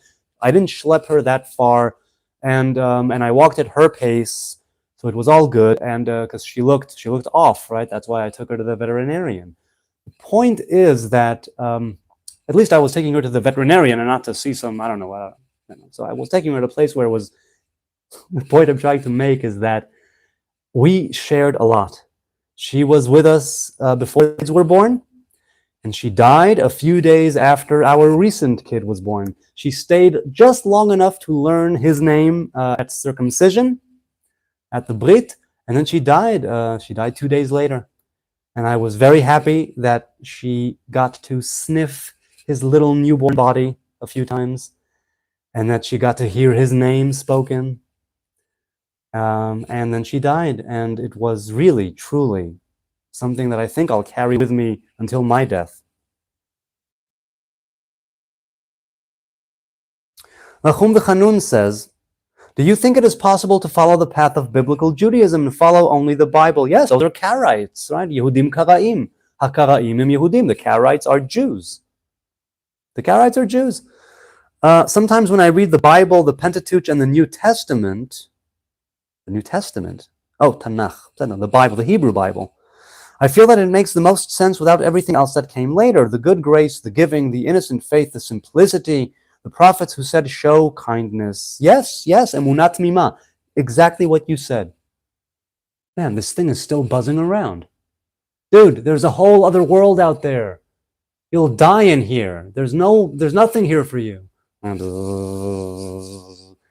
we tried turning on the light. We tried turning off the light so it will go out. It didn't go out. Listen, I got nothing against you. I don't want to kill you, but get out of here. So is it possible? Yes. Yehudim Karaim. If you want, maybe go be a Karaite Jew. Maybe that's your path. I don't know. Pray says, do you think dogs have souls and go to heaven? So Dogs have an animating spirit. The soul is not the same soul as a human being does, because that same breath of life is not the breath of life that we received as human beings is not the same breath of life as the animal soul has, let's say. So there is a difference. As for heaven, again, these are temporary waiting rooms. There is no eternal bliss or damnation in the Hebrew way, insofar as heaven or hell are conceptualized in the Christian way or other ways. So what do you mean when you say heaven? Be more precise.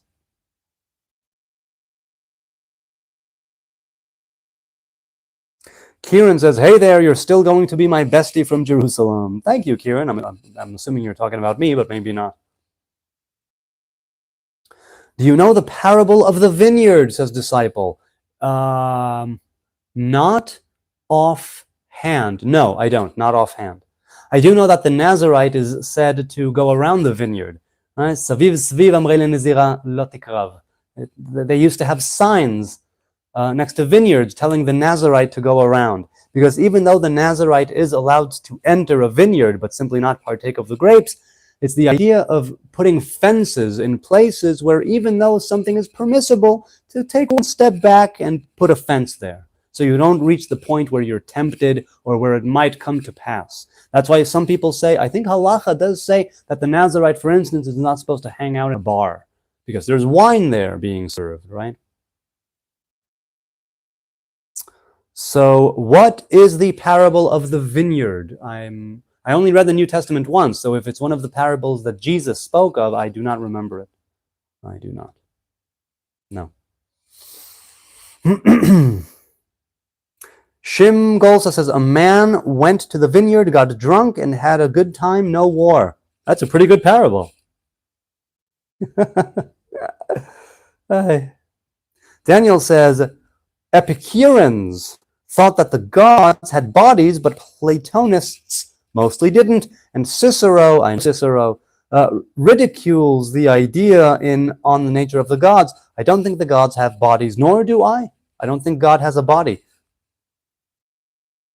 That's it's part of the Hebrew thing.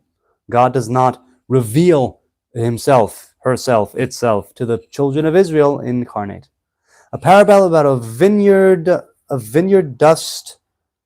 And he began to speak unto them by parables. A certain man planted a vineyard and set an hedge about it and digged a place for the wine fat and built a tower, says Disciples.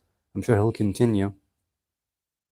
What time is it? Hey, Gina S., good to see you. It's 1:28 a.m. Crikey, I should probably get to bed. Okay, you know what? Yes, now that you've alerted me to the time, and it's been just over 2 hours, a good time to say goodbye. People, this has been such a wonderful, wonderful time. Oh, wait, I see one more thing here. Hang on. Crazy Cat Corner asks, is the reason a Nazarite can't eat a normal grape because the yeast that turns into it? No, it's not about the alcohol. It's not about the alcohol content or what happens later with the fermentation process. It has to do with what the grape represents. The grape and all of its derivatives, they represent divine judgment, the left hand, the hand that pushes away, the narrowness, the constraints. So that's, in a nutshell, why. It also represents, to some degree, death itself. The death that came into existence, right, when partaking of the fruit of the tree of knowledge of good and evil. The Zohar says that the tree of knowledge of good and evil was a grape, was the vine, right? And Noah, one of the first things he did was plant a vineyard and get drunk and that whole thing, and people were cursed. It's a very complex, or not complex, but it's a very long tradition of grapes and being associated with the dark side of the force, with the Sitra Achra. On the other hand, there are also grapes that make wine, and that makes glad the heart of man, right? And makes the face shine more than oil, as the Psalms say. So it's not all one-sided, but the Nazarite man or woman are commanded to abstain not only from drunkenness by wine, but also from the origin of it, which is the grape. All right. A quick prayer. Unity. May unity and righteousness and justice and peace and love reign throughout all creation. May death bloodshed, terrorism, conflict, wrongdoing, wickedness, malice, may it all be lifted clean out of creation, even right now as I'm speaking these words. May we be able, as individuals, as a collective human race, as creation, may we be able to overcome our shortcomings. May we be able to lead such a life as to elevate ourselves and those around us in the process, very passively, just by doing our thing. May we be able to lead a humble life, a righteous life, walk with God or before God, and be able to offer our best selves to ourselves and those around us. And may we each be able to make manifest and express the unique image of God in which we were created, each and every one of us, and give our gift to the world, as David Data says, in the way of the superior man. This has been really lovely. To those in the chat whom I missed, I'm sorry. Leave a comment. I address every single comment that is addressed to me that YouTube notifies me of. If you want to hit me up in the DMs, look for my tree, Hebrew Nazarite, on TikTok, Facebook, Instagram. Until, hopefully, tomorrow, whether it's for another jam session or another live stream like this, I hope to see you tomorrow. We have days of a new moon. Tonight is Rosh Chodesh, and tomorrow is Rosh Chodesh. It's a new moon. Tonight is the last of the current moon. Tomorrow night is the birth of a new moon, of Elul, Ani ledodi v'dodi li. I am to my beloved, and my beloved is to me. It's a very amazing time. The next 40 days, all the way from Aleph Elul, from the 1st of Elul, all the way to the Holiday of Atonements. If you want to talk about times where you want to force yourself to do something, or choose something like Christians do for Lent, to give something up or take on something, this is the time to do it. The 40 days between the 1st of Elul and the 10th of Tishrei, culminating in the Holiday of Atonement. So, God willing, may it be so, and may we have a bountiful and wonderful new moon.